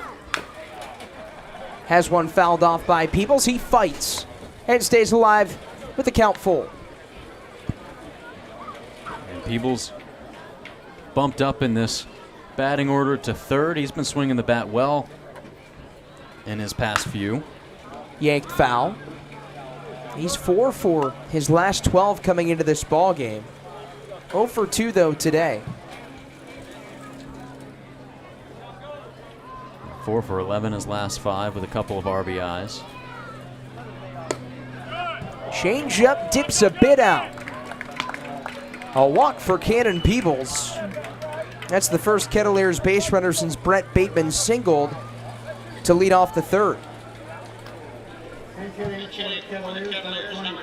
It's more of the same that this lineup has seen these past couple games, but luckily for them on the other side of it, their pitchers have been pounding the zone. They've been locating their pitches well, picking up plenty of strikeouts, and the defense has been solid. And so a good reason why we're knotted up at 0-0. So Cole Mathis will be pinch hitting for Jacob Tobias, who finishes 0 for 2, perhaps maybe to get a right-handed hitter against the lefty Gonzalez. It looks like that's going to be the play after Tobias goes 0 for 2. We've seen that a couple times. We saw it in Tobias's last start in Hyannis, on for a couple ABs. He went 1 for 2, and then he was replaced for the back half of that game. Well, the last game that the two-way sophomore out of the College of Charleston, Mathis, appeared in as a hitter was Game 10 versus Hyannis last week. 2 for 3 with a 2-run home run to left and an RBI double. His last appearance, though, was in a start. Game 13 on Saturday night at Wareham. No decision, 4 innings, 5 strikeouts, no walks. 7-2 loss in that one, but Mathis was not credited with it. He looked really good. I mean, that's got to be really impressive. And a valuable tool for Mike Roberts and his squad, having a guy that can provide some starts, some relief, and some pop at the plate. And Mathis did a great job at Wareham the other night.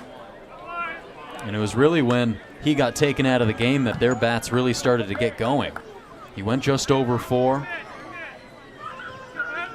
He doesn't walk too many guys. He throws strikes and, of course, can make pretty good contact with the ball as well.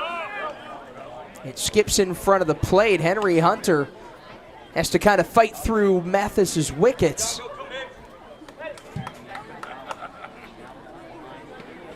He was really scrambling for it there. Mathis just staying put in the box. Stand his ground. 3-1. Rockets in there at 86. Gonzalez, not a lot of speed, but that off speed and the breaking pitches are what he does best. He has back-to-back appearances with 3 Ks.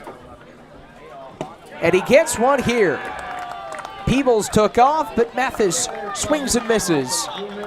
And Jonathan Gonzalez retires 3 of the 4 batters he faces in his first frame of relief. And we have played 6 already in this quick-moving game in Cotuit. No score at Lowell Park.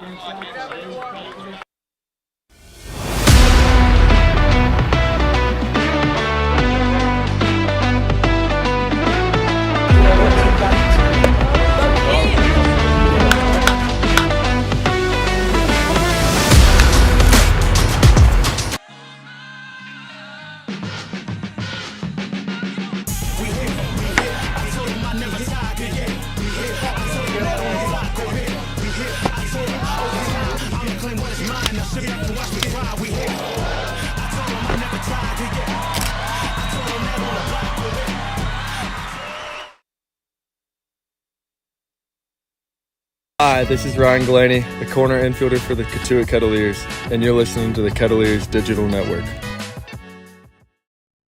There's a weekend in July where the baseball world revolves around a village in upstate New York.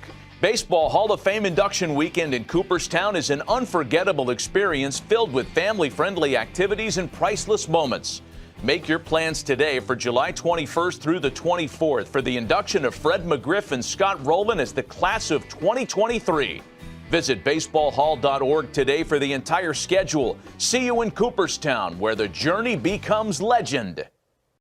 Cape Cod Coffee is a proud sponsor of the Kettleers. They offer breakfast and lunch, as well as indoor and outdoor dining.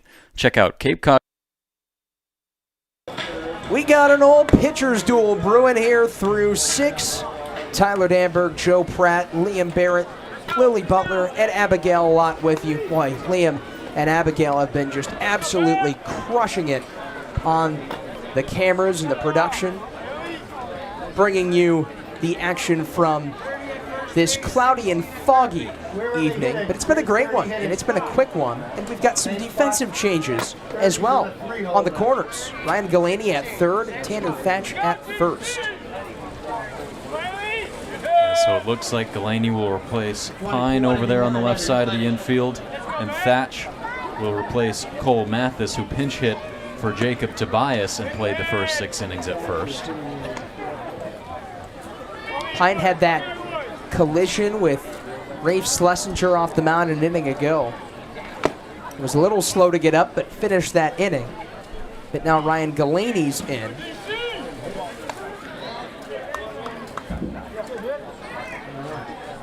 So here's Eddie Micheletti Jr.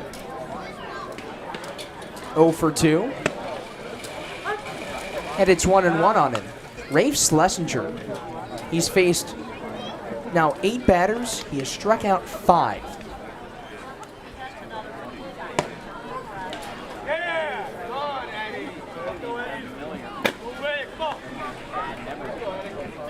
He struck out 23 through 21 innings at Miami this year. There's a pop-up. Loma Vida removes the mask and puts it away for out number 1.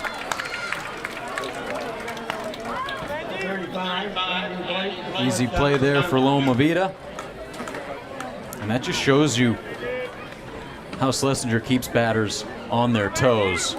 They really can't make too solid a contact, especially when that two-seamer has got so much tail on it to go along with the slider, and that time Micheletti just dips way underneath it with that back shoulder, so he just skies it right there behind home plate. And a nice job by Loma Vida, removes the mask, locates it well.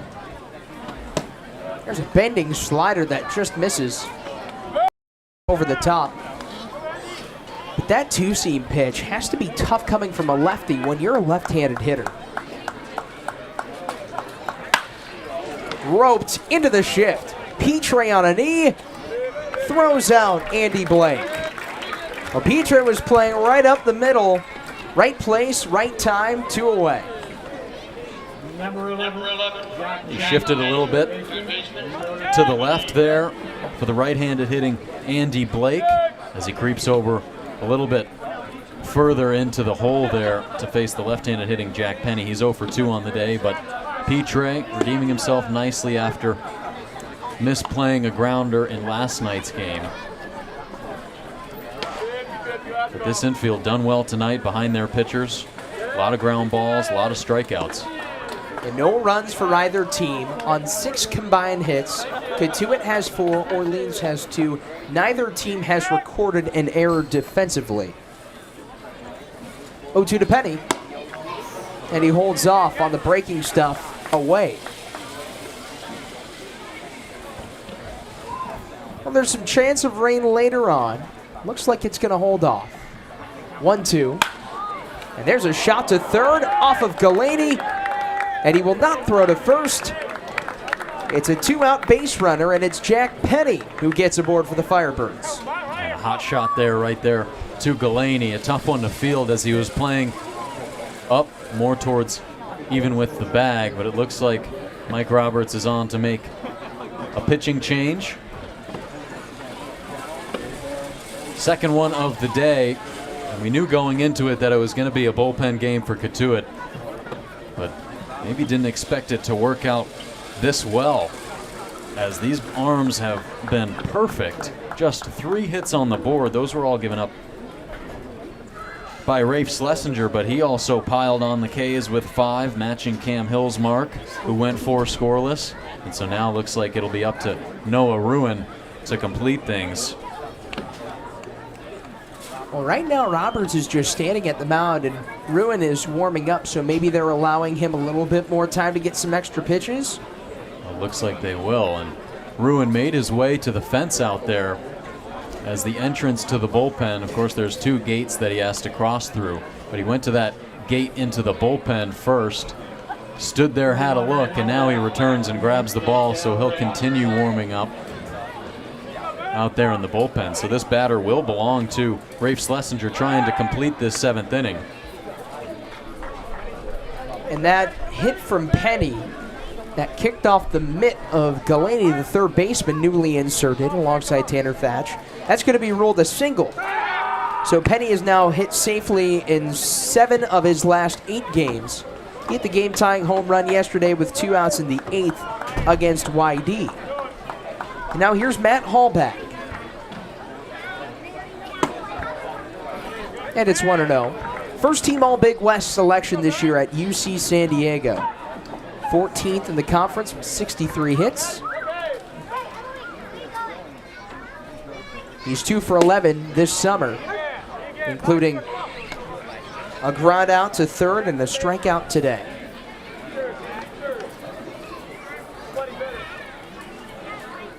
Petty on first, 2 down, the 1-1 service.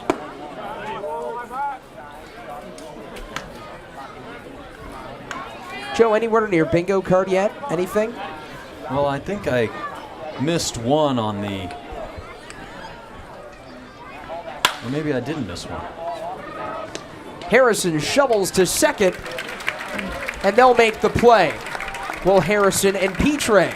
So we'll get an update on Joe's card and more coming up next. It's bingo baseball night here at Lowell Park, and it's pitcher's night at Lowell Park. Scoreless through 6.5. Coffee at their 3 locations on Route 130, at Mashpee Commons, at Wareham Commons, or on their website at capecodcoffee.com. Gear up during the season by going to the Cotuit Kettleers store at Lowell Park, your place for all things Cats merch. Can't make it to the ballpark? You can order the latest apparel and accessories on kettleersstore.org.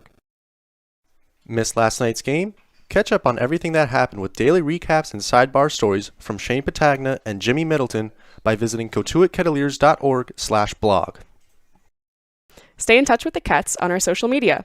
You can follow us on Facebook, Twitter, and Instagram by going to Cotuit Kettleers to keep up to date with scores, pictures, behind-the-scenes content, and more. Follow us today. Cotuit Kettleers baseball clinics offer instructional baseball clinics for boys and girls ages 6 through 17, geared to their individual needs and skills. All participants have the opportunity to learn fundamental skills as well as good citizenship, sportsmanship, and character from skilled, experienced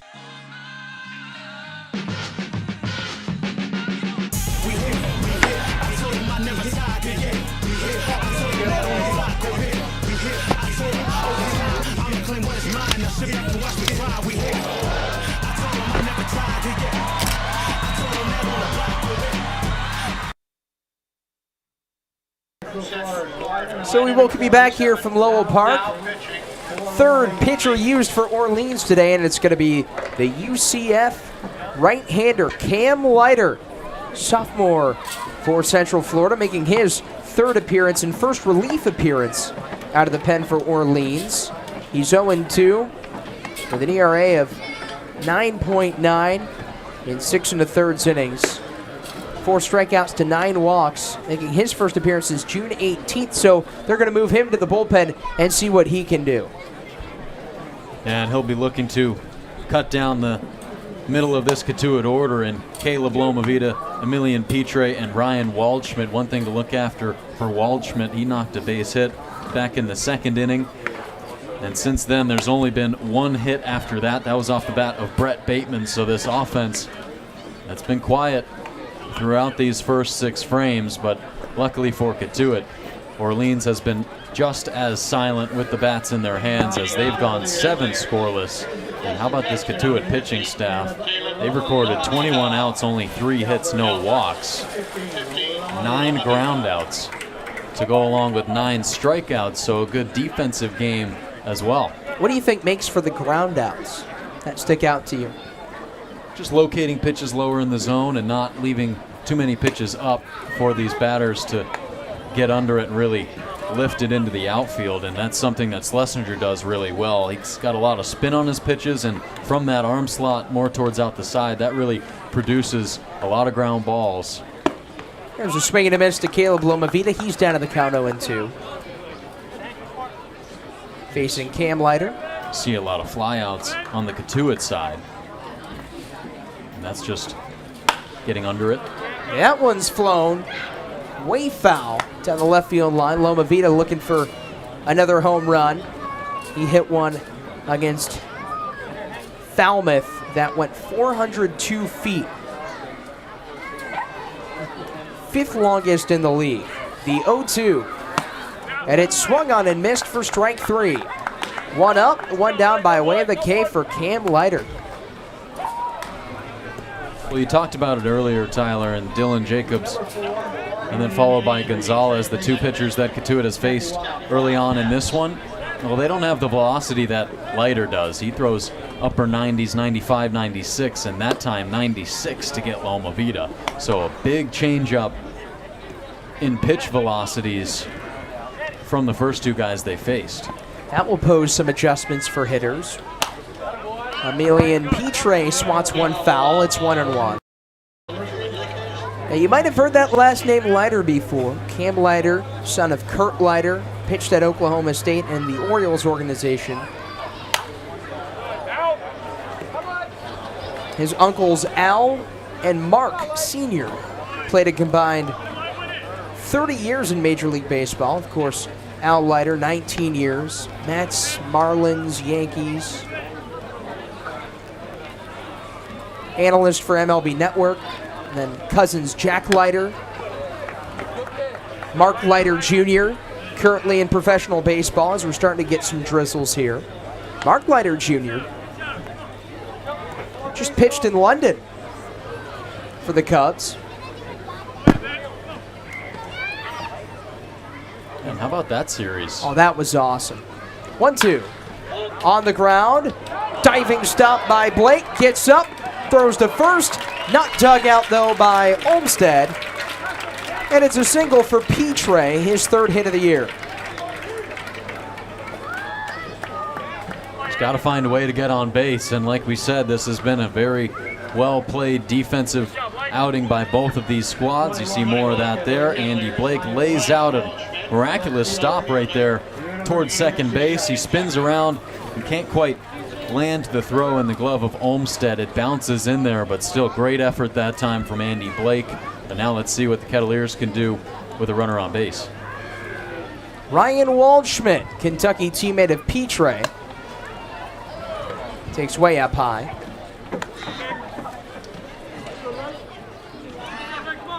Leiter had a great season at UCF. Started 14 to 15 games, 3-2 with a 4.92 earned run average. Struck out 80 batters over 56 2/3 innings.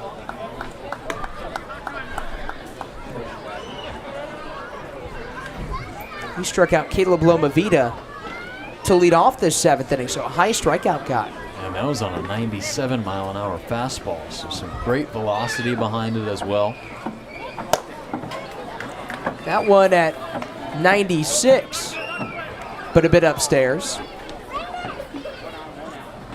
Waldschmidt working himself a pretty good count. Started off his summer pretty well with that home run in his first debut. And then he singled here in the second. And he's going to walk here in the seventh. Two runners on for T.O. Banks, looking for his first big hit of the summer.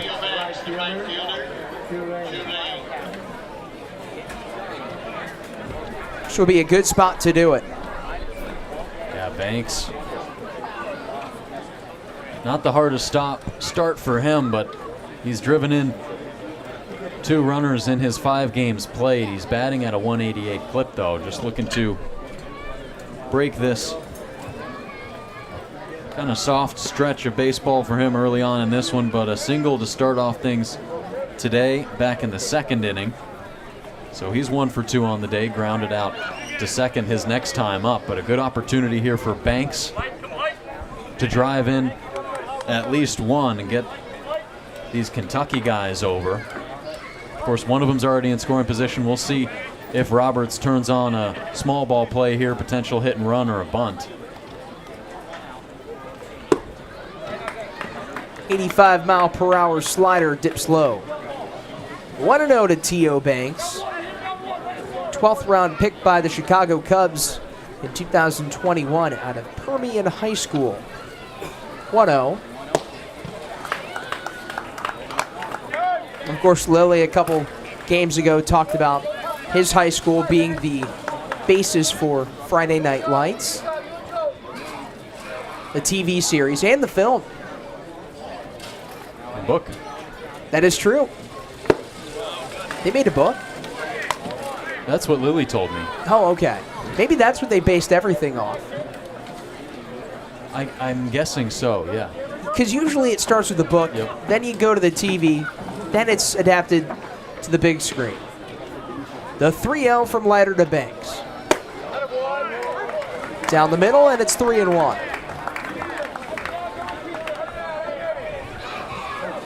Banks has 2 runs driven in this year. 1 on a single, 1 on a ground out. Leiter lets it fly.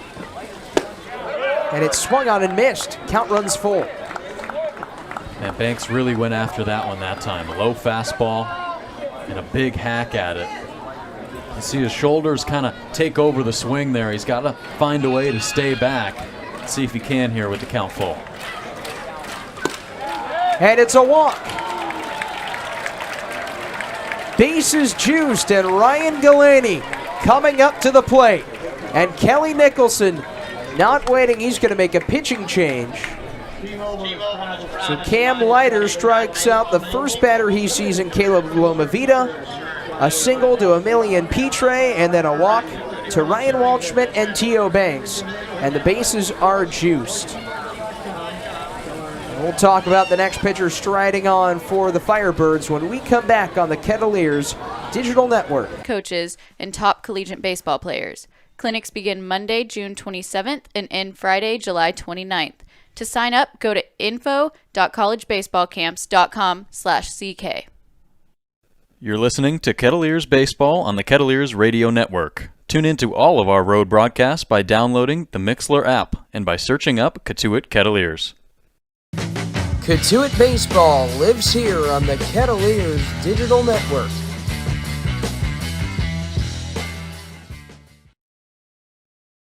You're listening to Kettleers Baseball on the Kettleers Radio Network. Tune into all of our road broadcasts by downloading the Mixlr app and by searching up Cotuit Kettleers.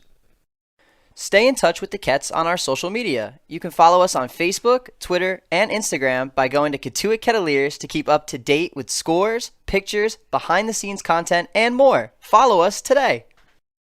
When the unexpected happens, make sure you and your assets are insured appropriately.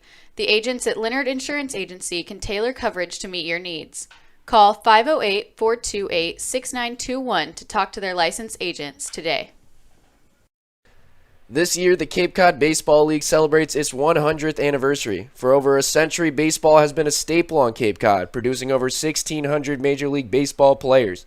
To learn more about the Cape League centennial celebration, go to capecodbaseball.org today. Bases loaded. Ryan Galaney, who was replaced for Josh Pine and came in as a third baseman, is going to have his first at-bat with the bases loaded. Big-time opportunity here for Galaney. Of course, replaced by Pine, like you said. And you're not thinking about something like that at the time, Tyler, but now that's a move that is really amplified in a situation like this. Roberts makes the move after Pine collides with Schlesinger there a couple frames ago. And so he was taken out of the game, possibly for just an adjustment or maybe just for precaution to make sure he's healthy. But now that makes way for Ryan Galaney in a big moment here. Bases loaded and one gone and a new pitcher on for Orleans. It's Nathan Ward, 6'8" right-hander out of Grand Canyon University. Local product of Phoenix. Tall frame, hard thrower, second appearance against Cotuit. Pitched a scoreless inning in that 6-1 loss to the Kettleers. That one run, though, he gave up was unearned. And he starts it off with a curveball.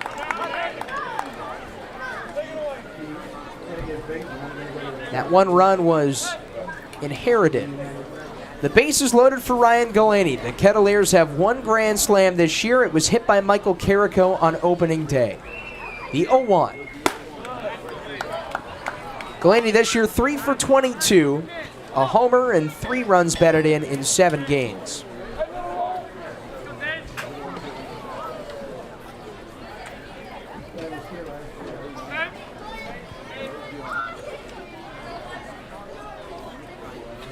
One. Petre's on third, he singled. Waldschmidt's on second, he walked. T.O. Banks on first, he also drew a walk. That's what Ryan Galaney does well. Did that 40 times this year for the Terriers. For this year, the long look and pitch. And it's cracked into deep left center field. Ryan Galaney with a grand slam!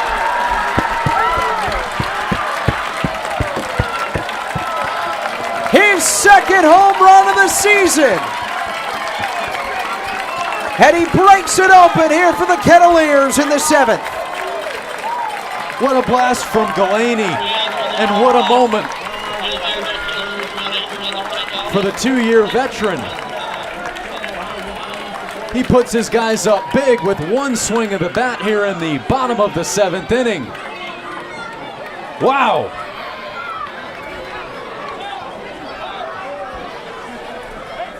Add that to the bingo card.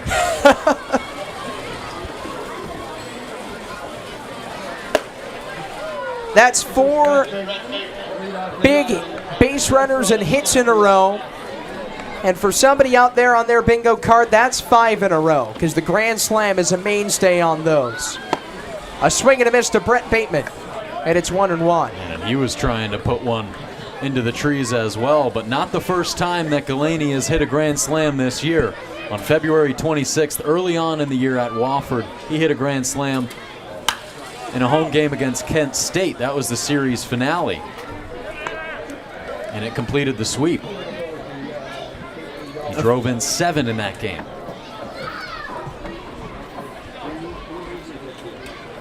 What else is there to say about Ryan Galaney that hasn't been said?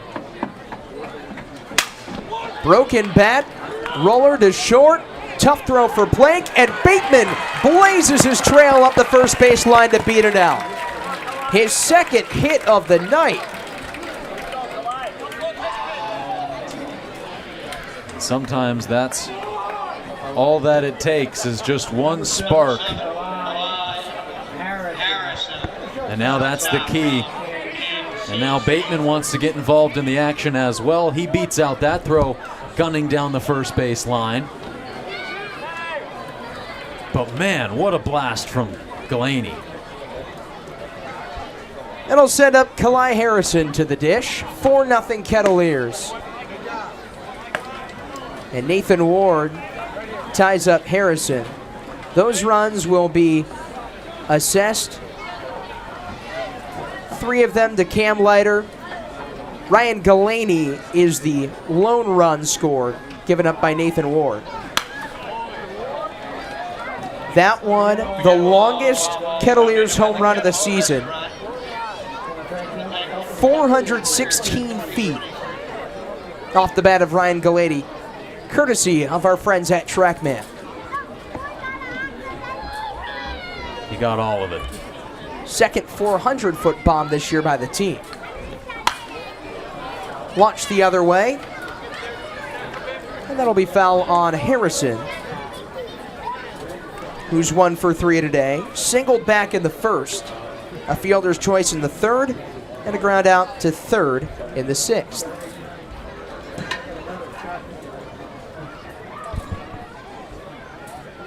The 0-2. Almost like a pitch out there. Maybe seeing if Bateman was going to go and try and get his 6th stolen base of the year.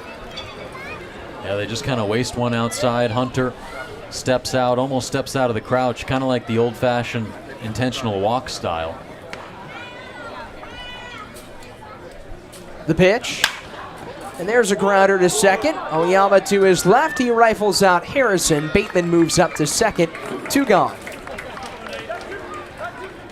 But back to the Galaney home run. It was a breaking ball. He had to go down and get it. That pitch was almost below the zone, right around knee height.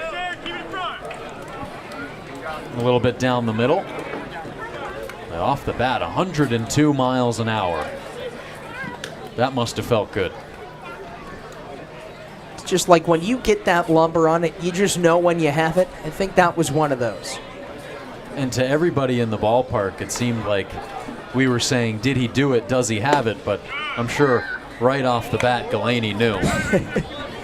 We'd have to go back and look at Liam's replay to see how he viewed it. Bateman on second. The batter is Cannon Peebles, switch hitting catcher, back out of the left side. He had one at bat last time up and walked as a righty. That was against Jonathan Gonzalez, who pitched a scoreless 6th inning. Dylan Jacobs pitched 5 shutout frames. Cam Leiter got the bases loaded in a third of an inning. Struck out the first batter he faced with good velocity, but Kettleers jumped on him there, and then Nathan Ward gave up that grand slam, and it's 4-0.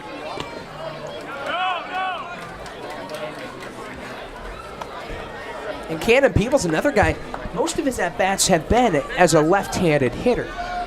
So this must be a little bit of a sense of comfort as he faces the righty Nathan Ward. Sometimes that can kind of get you back into the groove of things. Maybe he wasn't seeing it quite right from the right side, so now gets a bit of a different look as a lefty, and that's always nice as a switch hitter to be able to have a chance from both ends. There are 3 switch hitters for Cotuit. Peebles is 1. Well, actually now down to 2. Brock Rodden departed. He'll get ready for the draft. He was that 3rd. Then James McCoy joined the club. Made his debut yesterday. He's a switch hitter. The 1-2 to Peebles. Big curveball for strike 3. Nathan Ward pulls the string and retires Peebles. A grand slam, though, for Ryan Galaney. A mammoth shot over the wall in left center. 416 feet off the bat, courtesy of our TrackMan friends. And now we're gonna go down to Lily Butler. And Lily is going to be with a familiar face, or should we say a familiar voice. Lily?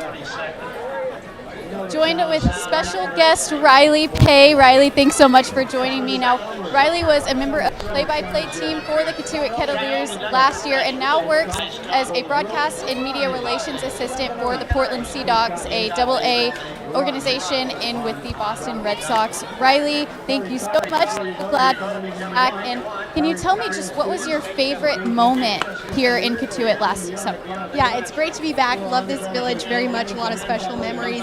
A year ago, actually, to this day, we were playing a doubleheader in Orleans, and it was my first innings of play-by-play. And now, fast forward a year later, now have a position with Boston Red Sox, AA affiliate, doing play-by-play for my first professional baseball job. So Cotuit is a special place, and attribute a lot of that to this place. Well, thank you so much for joining me here. Like I said, everyone's so glad to have you back in Cotuit. From Lowell Park for the Kettleers Digital Network, I'm Lily Butler. This is Riley Pay. Back to you guys. Thanks, Lily. And as Noah Ruins now on to pitch, just another cool little hit there. It's great to have the trio of Riley, Jake, and Tim with us. We were having some mic issues right after they finished up, so we didn't get the chance to thank them for all they've done to help us, for setting the standard for us, and for just being great people, great friends. And I know you spent the summer with them last year as well, so it has to be cool for you to see them. They just, I have to thank them a great amount for being in this position where I'm at now. Had Tim, Jake, and Riley not given me a shot last year, well, I wouldn't have been able to come back and been able to do this with you and our great crew this year, Tyler. But for Riley and Tim and Jake, we wish them the best moving forward. Riley doing an awesome job up there with the Portland Sea Dogs. She's covering games and with Emma Tiedman, their play-by-play girl up there for Portland, and they're just doing such a stellar job. Jake, obviously, with the Reading Fightin' Phils down there in his home state of Pennsylvania and in the Phillies organization, and Tim looking to work at Nesson here starting in a couple weeks. So really a great trifecta of great people who have moved on to do such amazing things in professional baseball. Just absolutely pumped for all them, and Tim, of course, getting that news not too long ago. So we wish them the best. And, of course, that doubleheader that Riley was mentioning to Lil back on June 26th, right to this day. How about that? There's a strike from Noah Ruin to Eddie King Jr. And those were a couple pitching duels as well there in Orleans, that doubleheader, a pair of 7-inning games. 7-3, and then 0-0, a tie. Of course, no extra innings last year. This year, that 10th inning, kind of winner take all. And if nobody can score a run in that inning, and that's a tie. Noah Ruin on for his 4th appearance. Now in his 5th. He is not allowed to run. He's not allowed to walk. And he's got a league-high 3 saves.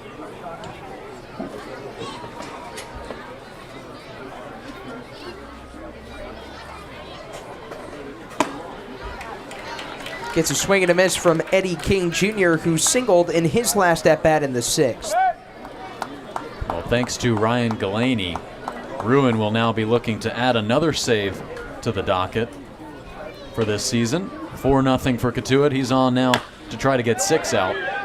Lofted over the head of Ruin. Harrison has it kick off his mitt, and Eddie King Jr. legs out an infield single. You talk about perfect placement. He just wedges it between the pitcher and the shortstop. Yeah, just right over the head of Ruin, and Harrison on a line, got a sprint in to get that one and then try to make the throw on the run. And it's difficult enough to try to field that ball, as you can just see it kind of kick towards second base. So a runner on here for Orleans here in the top of the 8th inning. And now a pinch hitter in for Johnny Olmstead.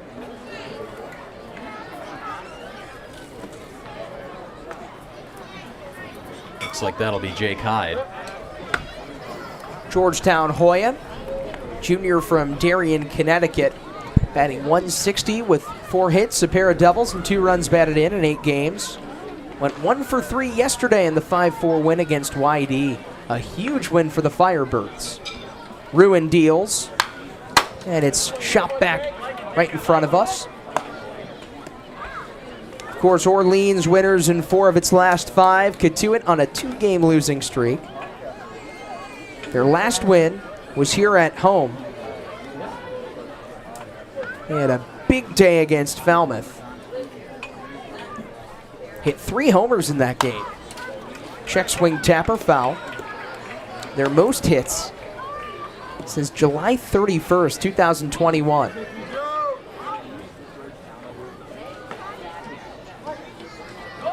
They drove in 12 runs. First time they did that since August 1st, 2021. Ruin to Hyde, the 0-2 serve. And Noah Ruin, a submariner. What sticks out to you about him? He's got great run on that fastball. Does Ruin to that arm side.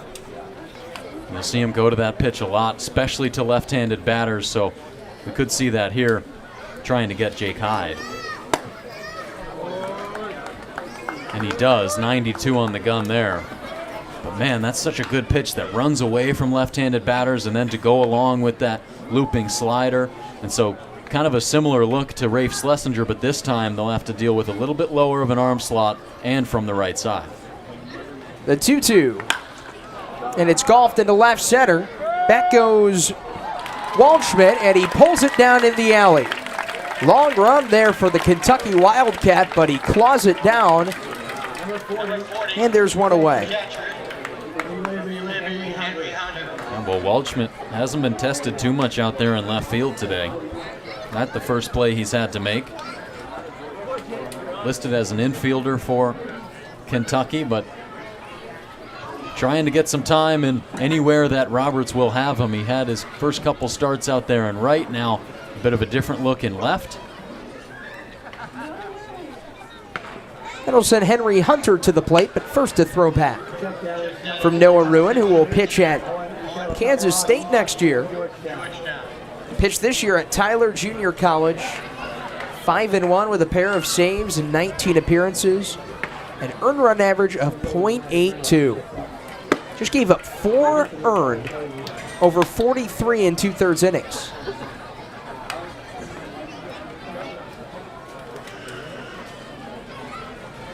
He's throwing to Henry Hunter, who's 0 for 2. Jake Hyde is on, Eddie King Jr. is on first. Jake Hyde flew out to left. He's replacing Johnny Olmstead at first. And for those just tuning in, Tanner Thatch is at first for the Kettleers. Ryan Galaney's at third. They replaced Josh Pine and Jacob Tobias. And Galaney launched a grand slam a half inning ago. 4-0 Cotuit. That's got to feel good, too, for a reliever like Ruin. You're at the bullpen gate. It's a scoreless game. And then you come in and you see the grand slam being hit in your direction. You got to be juiced up to go out and throw. Yeah, you really should be. And for Ruin, Mike Roberts made his way out to the mound there with a runner on. That'll be a stolen base for Eddie King Jr. as he flies into second. Caleb Lomavita had to slide to stop the throw.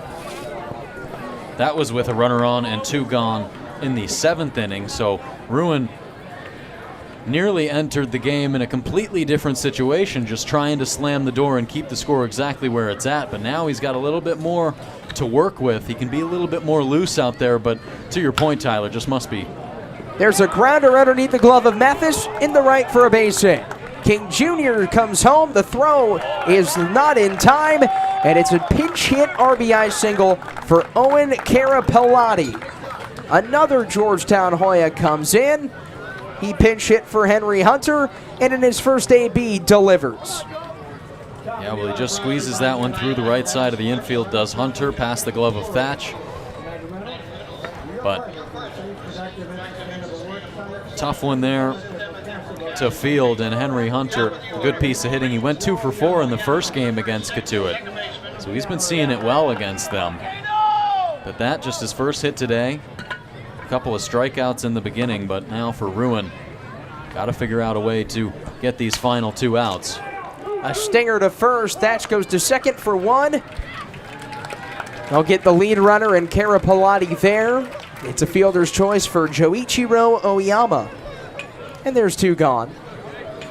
Good location on the pitch that time from Ruin, in off the hands of Oyama. And he's swinging. He breaks his bat towards Thatch, who is playing pretty far off the line over there. And also in, especially with the bunt threat that Oyama poses. So good job there to get the lead runner. Top of the 8th here. They'll give way to Fenwick Trimble, who will be pinch hit for. It'll be Jake Casey. 2 home runs this year. A lot of power out of Kent State. And it hit him. Lets out a big grunt as it gets him. And he's going to have a free pass up to first. Of course, he's the son of the great Sean Casey, Cape League Hall of Famer who played for Brewster back in 1994. 3-time All-Star. And one of just the great people in baseball overall. And that must be cool for that family to have that connection.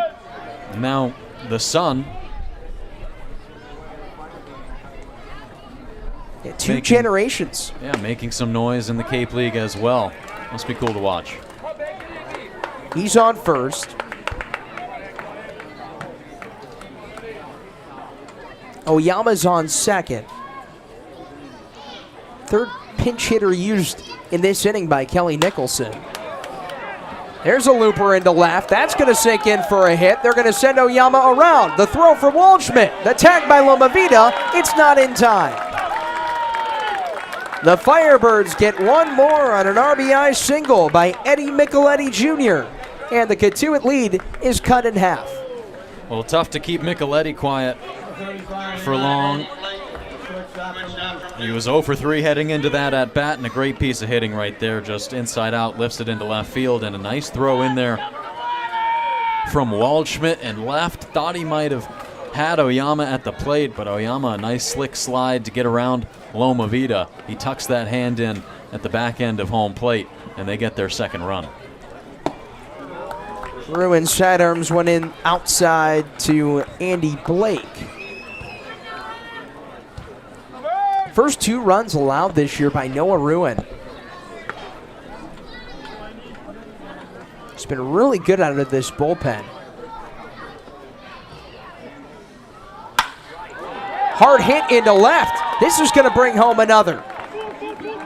Waldschmidt fires home. And this time it's in time. Waldschmidt guns down Casey.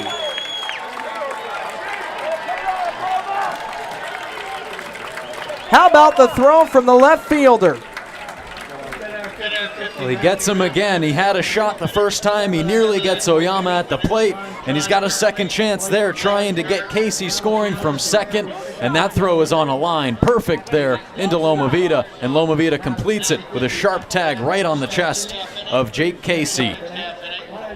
So we will go to the last of the 8th. We'll get some scores around the league when we return on the Kettleers Digital Network.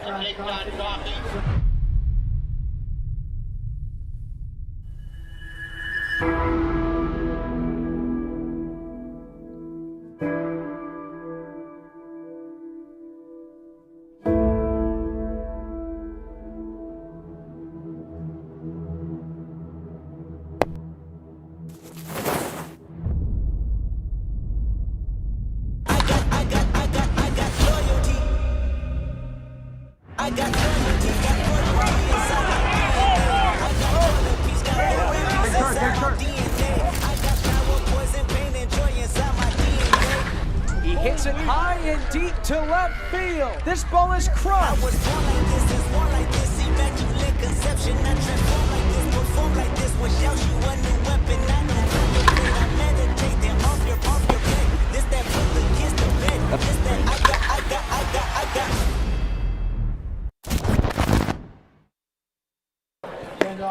So it's time to go around the league now.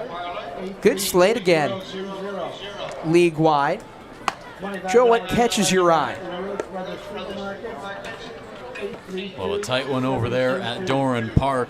Bourne Braves coming off of a big victory over Cotuit last night, 13-1, and they're trying to climb into a sole second in the Western Division, but they are 1-1 knotted up in the top of the 5th inning against Harwich. Wareham leading Brewster in the bottom of the 4th at Spillane Field, so Wareham continues their strong play.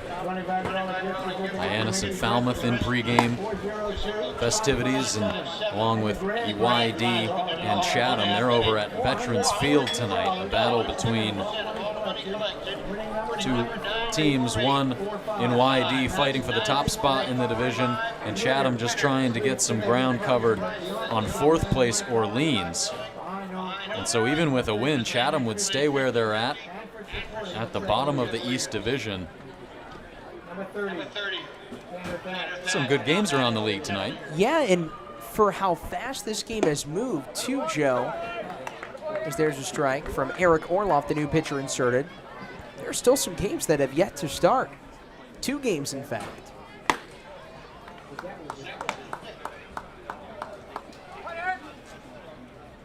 New pitcher on is Eric Orloff. And it hits Tanner Thatch, who makes his first at bat, and he's going to get hit. Well, he can get on base against this Orleans team. Of course, 2 home runs last time when these two teams squared off at Eldridge Park. He drew a walk in that one as well. And now a hit by pitch here. Caleb Lomavita tags one foul. Eric Orloff is making another appearance against the Kettleers. He did that on June 16th. That was his debut. 2 runs on 3 hits. Faced 7 batters. Lomavita shows bunt, and it's right underneath him to make the count 1-1. 4th appearance overall for Orloff out of the University of Arizona. Native of Northbrook, Illinois. Long way from the land of Lincoln to Arizona. Pushed past the glove of Orloff. There's nobody covering first. Lomavita's going to have a bunt single.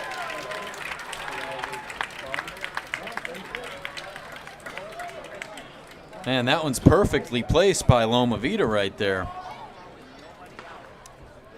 Past the diving Hyde, who's newly inserted over there at first for Johnny Olmstead.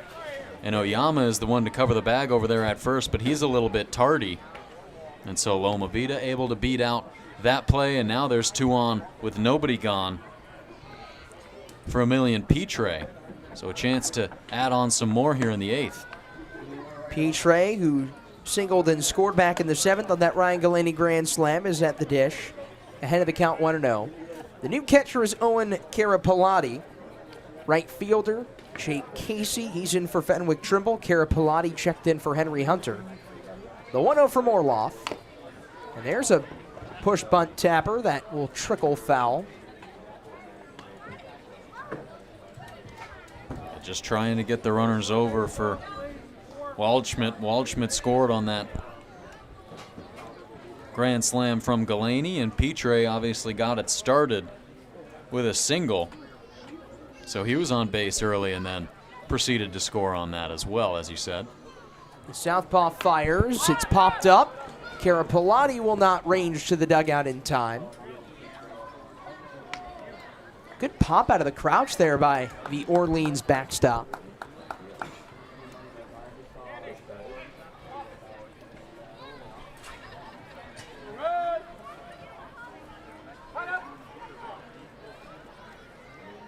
Orloff, a mainstay out of the Arizona bullpen, 48 career appearances. He delivers to Petre, and it's a curveball, lifted foul, and right onto the baseball ops department roof.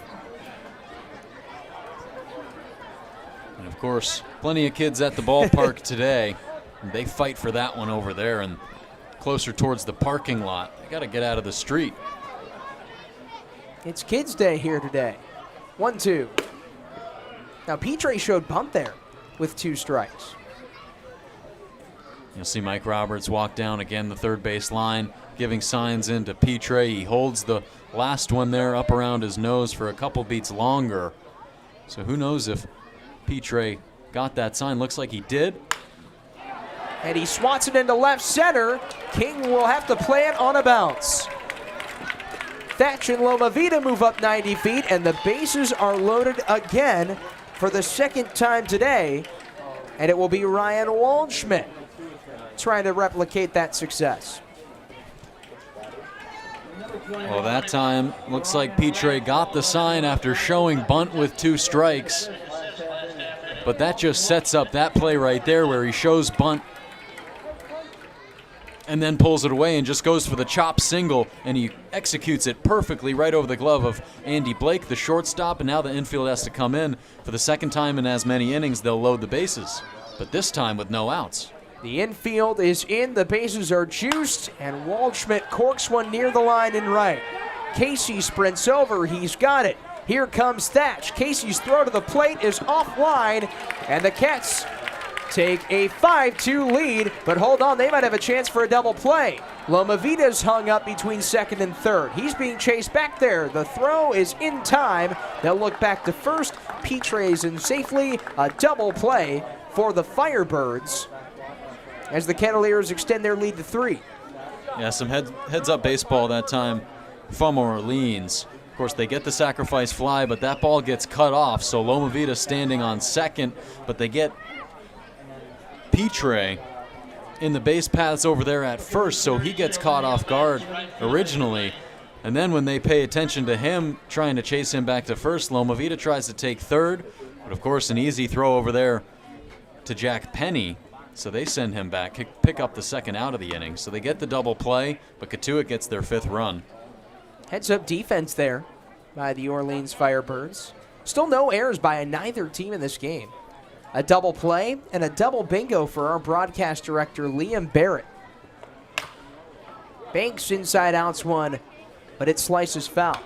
So there are 25 spots on a bingo card here at Baseball Bingo Night Show. And Liam only needs 9 more to complete the full board. Actually, 8 more. Runner travels. Banks jolts one the other way again. And it's 1-1. Now 1-2.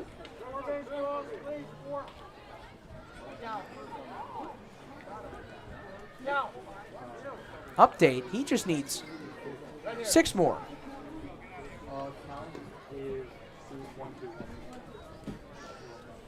Has anyone stolen a base? Not yet. Depends on Or which yes. team. I think Orleans has 1. Yes, they do. Eddie King Jr. stole one when he was up in the 8th. I got to catch up here. You need a sac fly. That was here in this half inning as Banks taps one foul. That was off the bat of Ryan Waldschmidt. We have no errors, though. Kind of interesting they put that on a bingo card. Usually you want to go for no errors on either side.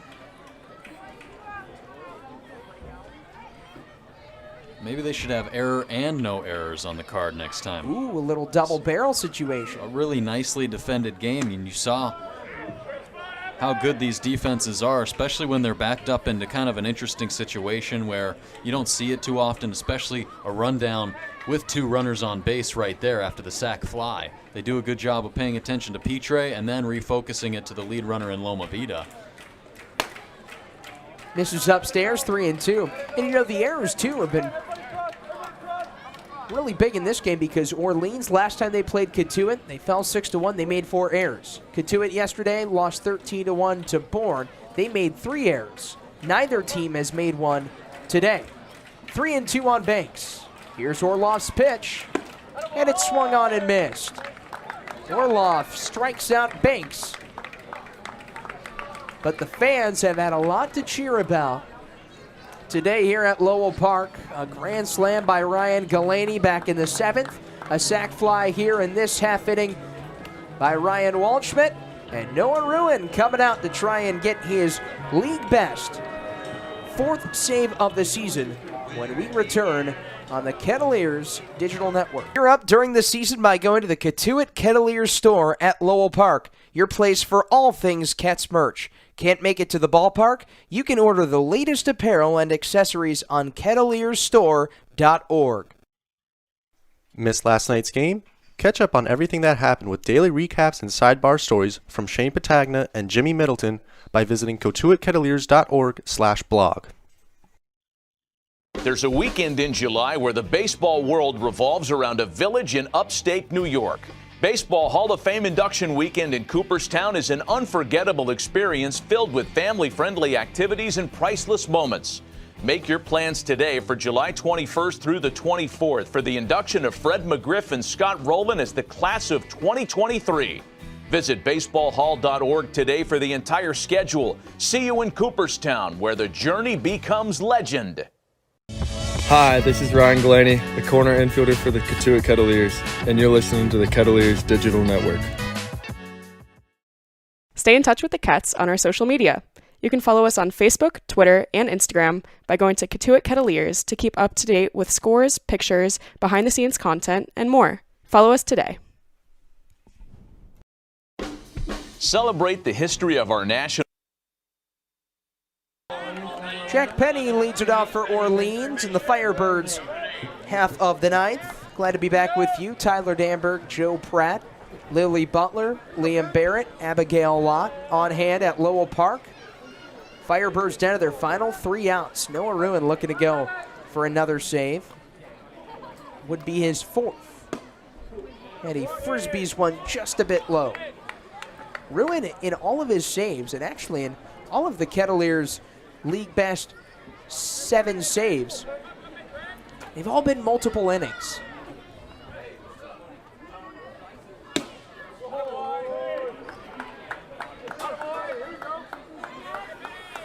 Yeah, now since Ruin comes on, or originally came on with a 4-run lead, but he has had 6 outs to get. He got the first 3.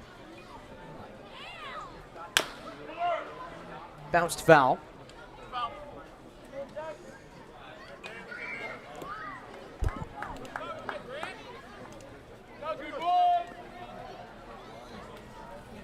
Penny singled his last time up. That was back in the 7th. And then that 8th inning was really when things started to come together for the Firebirds. They're 10th in the league in offense. They have the lowest batting average, but they finally got 2 runs on the board. Pair of RBI singles. There's a swing and a miss from Ruin. But then they could have had a 3rd run. However, Ryan Walshman fired in a seed on a hop to Caleb Lomavita to throw out Jake Casey. And they needed that too. Squash the momentum of Orleans. We saw that in Wareham, just on the other side. That really propelled the Gatemen. It was tied at 2. Cannon Peoples was thrown out at home by Nick McLean and right.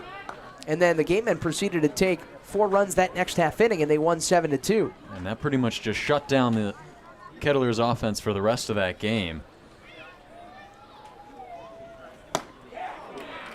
And a swinging strike 3. Noah Ruin fans the Notre Dame Fighting Irish, Jack Penny. But in a game where both of these offenses struggled, you got to figure out a way to manage some runs across. If not, it usually comes down to just one big swing, and that one big swing, of course, the grand slam from Ryan Galaney. Tagged the other way into the right center field alley. That'll roll to the fence. Matt Halbach with his first hit of the ball game. A 1-out double here in the 9th. 14. Center fielder, Louisville. Good piece of hitting there by the UC San Diego Trident. It's tough to line a ball like that, especially how low it was in the zone from Ruin, and a ball that has tail on it and kind of dives and has some arm side movement towards you. For Halbach there, and a nice piece of hitting.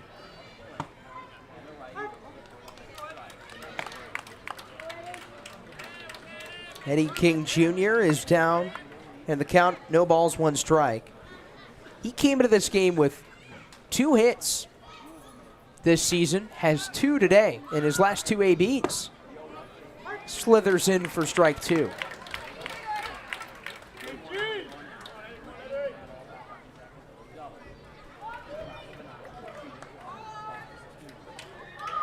Halbach's on second, King at the plate.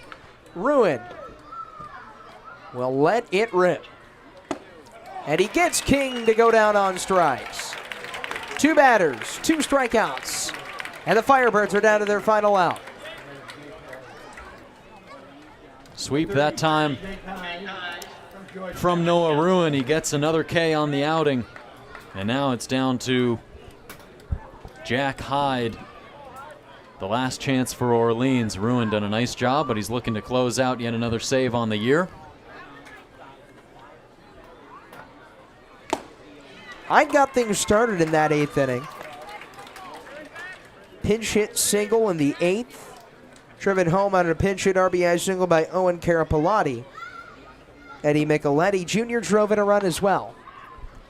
They still trail by 5. Ruin's 0-1. And it's tapped into the seats. Nice catch there by a fan. Give that person a contract. You know what? That one went into the netting and actually went towards Sarah Boki, our photographer, and looks like she's the one who came up with that ball. As it careened towards her, and she reached out with the left hand, camera in the right hand. The 0-2. Swing and a miss, and the Kettleers win it. They snap a 2-game losing streak, and they top the Orleans Firebirds for the second time this year. 5-2 the final, anchored by a grand slam by Ryan Galaney back in the 7th. A big win, a much-needed win for Cotuit. They get their 10th on the year. And, of course, the one big difference, that big swing of the bat from Ryan Galaney there in the 7th inning. Then one thing that you might not think about, though, that collision between Schlesinger and Pine that possibly took him out of the game, but not sure entirely the reason was there. Could have just been a strategic standpoint from Mike Roberts, but a good job there. And it's just something that you really kind of overlook after a game like this, but Galaney, right place at the right time. He had one at-bat tonight, and boy, did he take advantage. And Cats win at 5-2. They go to 10-5 on the year, still sit atop the West Division standings, now with 20 points in the West. Orleans, they now fall to 6-8. They are 4th in the East. They will next play tomorrow versus Brewster at Eldridge Park. The Kettleers will have an off day tomorrow, the first off day of the year. What a sprint it's really been for the Kettleers. 2 rainouts, but then the rest, they've played every single day. And that's really the grind of a summer league baseball season. It kind of just gives them a little bit of insight into what a minor league career will look like and a professional baseball career will look like. Just that every single day mentality of wake up, practice, find that routine, play the game. And that's pretty much exactly what we have been experiencing these last 2 weeks. And it's been fun, but a much needed off day tomorrow, a chance to get some rest and regather ourselves before we resume play. Yeah, that'll be Wednesday at Brewster on the Kettleers Radio Network. Our first time going to the home of the Whitecaps. 5-2 the final score today. And the winning pitcher will be Rafe Schlesinger. But how about the start that Cameron Hill gave? 12 up, 12 down in 4 innings, struck out 4 of those batters. The Cape Cod Baseball League reigning pitcher of the week, showing why he was recognized for that honor. Well, he had an ERA of 0 coming into this game, and it stays exactly where it's at. 4 scoreless with 4 Ks, no hits, like you said. Cam Hill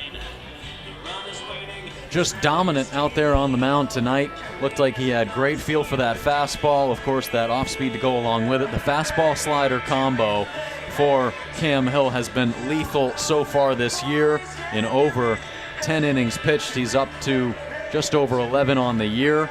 And then they made way for Rafe Schlesinger, who comes in and strikes out the side. Gave up a couple hits there in the 6th inning, but a couple strikeouts as well, and he was solid in his relief appearance. Noah Ruin ran into some trouble there in the 8th, but really came back nicely in the 9th with 3 strikeouts to cap off a 5-2 win for Cotuit. And on the other side, partner, Dylan Jacobs turned in his best start of the year. A season-high 5 innings, no runs on 4 hits, struck out a batter, and he just let his feet, his footwork, and his defense do the rest. And they really did. It was a really nicely defended game on either side for these teams. But entering this game, that's not something that these two squads were necessarily firing on all cylinders on so far this year. Cotuit just 5th in the league in defense with 16 errors entering this one. Orleans with the same amount of fielding blemishes. They were at 7th entering the game. But this was a very professional defended baseball game today for Cotuit and for Orleans. But for the Kettleers, they are the ones who come out on top, and it was that one big swing from Ryan Galaney. And sometimes that's all it takes. And it doesn't do it justice, though, to tell you how much of a pitcher's duel it really was. Went through 6 scoreless innings for Orleans pitching, 7 scoreless from Cotuit pitching, so that front half of this contest really a pitcher's duel, like you said. But a couple big swings, a couple runners that got on base, and now at the end of it, these offenses maybe a pretty good finish to it as Orleans ends the game with 8 hits, Cotuit with 9, and they each had just a couple back there in the 4th, 5th, and 6th innings. Of course, Lily Butler, our dugout reporter, will be joined alongside manager Mike Roberts in just a couple of moments. We'll step aside here on the Kettleers Digital Network. We'll have an interview and more with manager Mike Roberts on the other side of this break. Final score, 5-2. The Kettleers win it. We'll be back. Can I tell you something just between you and me? When I hear your voice, I know I'm finally free. Every single word is perfect as it can be, and I need you here with me every day. You're saying the words that I want you to say. There's a pain in my heart and it won't go away. Now I know I'm falling in deep, 'cause I need you every day. Swing at a high fly ball, deep right field, no doubt about it. Goodbye. A solo home run for Tanner Thatch. Now I know I'm falling in deep, 'cause I need you here with me. Can I tell you something just between you and me? When I hear your voice, I know I'm finally free. Every single word is perfect as it can be, 'cause I need you here with me. Have a hit! Have a hit! Pastime at the National Baseball Hall of Fame and Museum in Cooperstown. See priceless treasures that'll bring.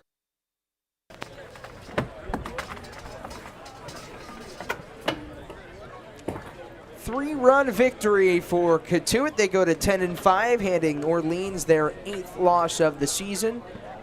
They are now 6-8. They've been one of the hotter teams in the Cape League. With this loss, they've now lost just twice in their last 6 games. The Firebirds 4 of their last 6. And the Kettleers breaking that 2-game losing streak, a 7-2 loss to Wareham, a 13-1 loss to the Bourne Braves yesterday. And that man, Mike Roberts, who's going to be joined by our own Lily Butler, he's got to be excited over a win like this. So, Lily, we will send it off to you. Joined alongside head coach Mike Roberts after the Kettleers bounced back with a 5-2 victory over the Orleans Firebirds. Coach, just starting out, Cameron Hill on the mound, pitched 4 innings, 12 up, 12 down, 4 strikeouts for him. What do you see from him on the mound? Just maturity. Just maturity. He pitched at Martha's Vineyard last year and did a marvelous job, and they won the NECBL. Went back to Georgia Tech and, was okay. I didn't watch a lot, but their scores were really high. But he has come in and been a leader and shown other pitchers, how to keep his body under control and make sure you're in the strike zone with 3 pitches. And the thing I changeup, it is really good. And then leaders, you've talked about Ryan Galaney's leadership before, and now with a grand slam in the 7th inning to really spark the offense. What is the value of a leader like that on a team? 4 years at Wofford, playing, 150 games. No, he's probably played double that, 300 games. He just handles himself purely, and he was the right guy at the right time. I put him in an inning before that for defense, and Josh had done fine. But when my gut talks to me, I make moves, and he's just, a mature baseball player. If you look, they're pretty good. It was a moment that I think was built for Ryan Galaney, and in this instance, he came through.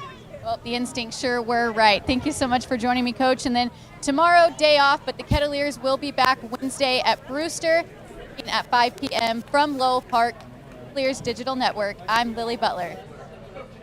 Thanks, Lily. Of course, he was talking about Cameron Hill's maturity Ryan Galaney being the right guy at the right time, and also giving props to Josh Pine, who played a really good third base before he had that unfortunate collision with Rafe Schlesinger. Yeah, and like Coach Roberts said, just kind of made a gut call there defensively to replace Pine. And Ryan Galaney with that big grand slam, and that's on the top left of my bingo card. And of course, we're going to get a look. You had some spillage. The paint spilled a little bit, but I got a bingo as well. Now, were you vertical, diagonal, horizontal? Vertical, right here. All right, you can see our bingo boards. There's Liam's. Liam had a heck of a day. And here comes one. Abigail, and she's got maybe the best one of the night. She's got bingo like at least five times. But, well, we'll be sure to keep you updated the next time we have bingo night, every Monday night, every home game here at Lowell Park. So the final today, Cotuit 5 runs on 9 hits, no errors. Orleans 2 runs on 8 hits and no errors. A 3-run victory for the Cats and a successful baseball bingo Monday night. For my broadcast partner, Joe Pratt, dugout reporter, Lily Butler, camera operator, Abigail Lott, broadcast director, Liam Barrett, I'm Tyler Danberg signing off and saying good night from Lowell Park.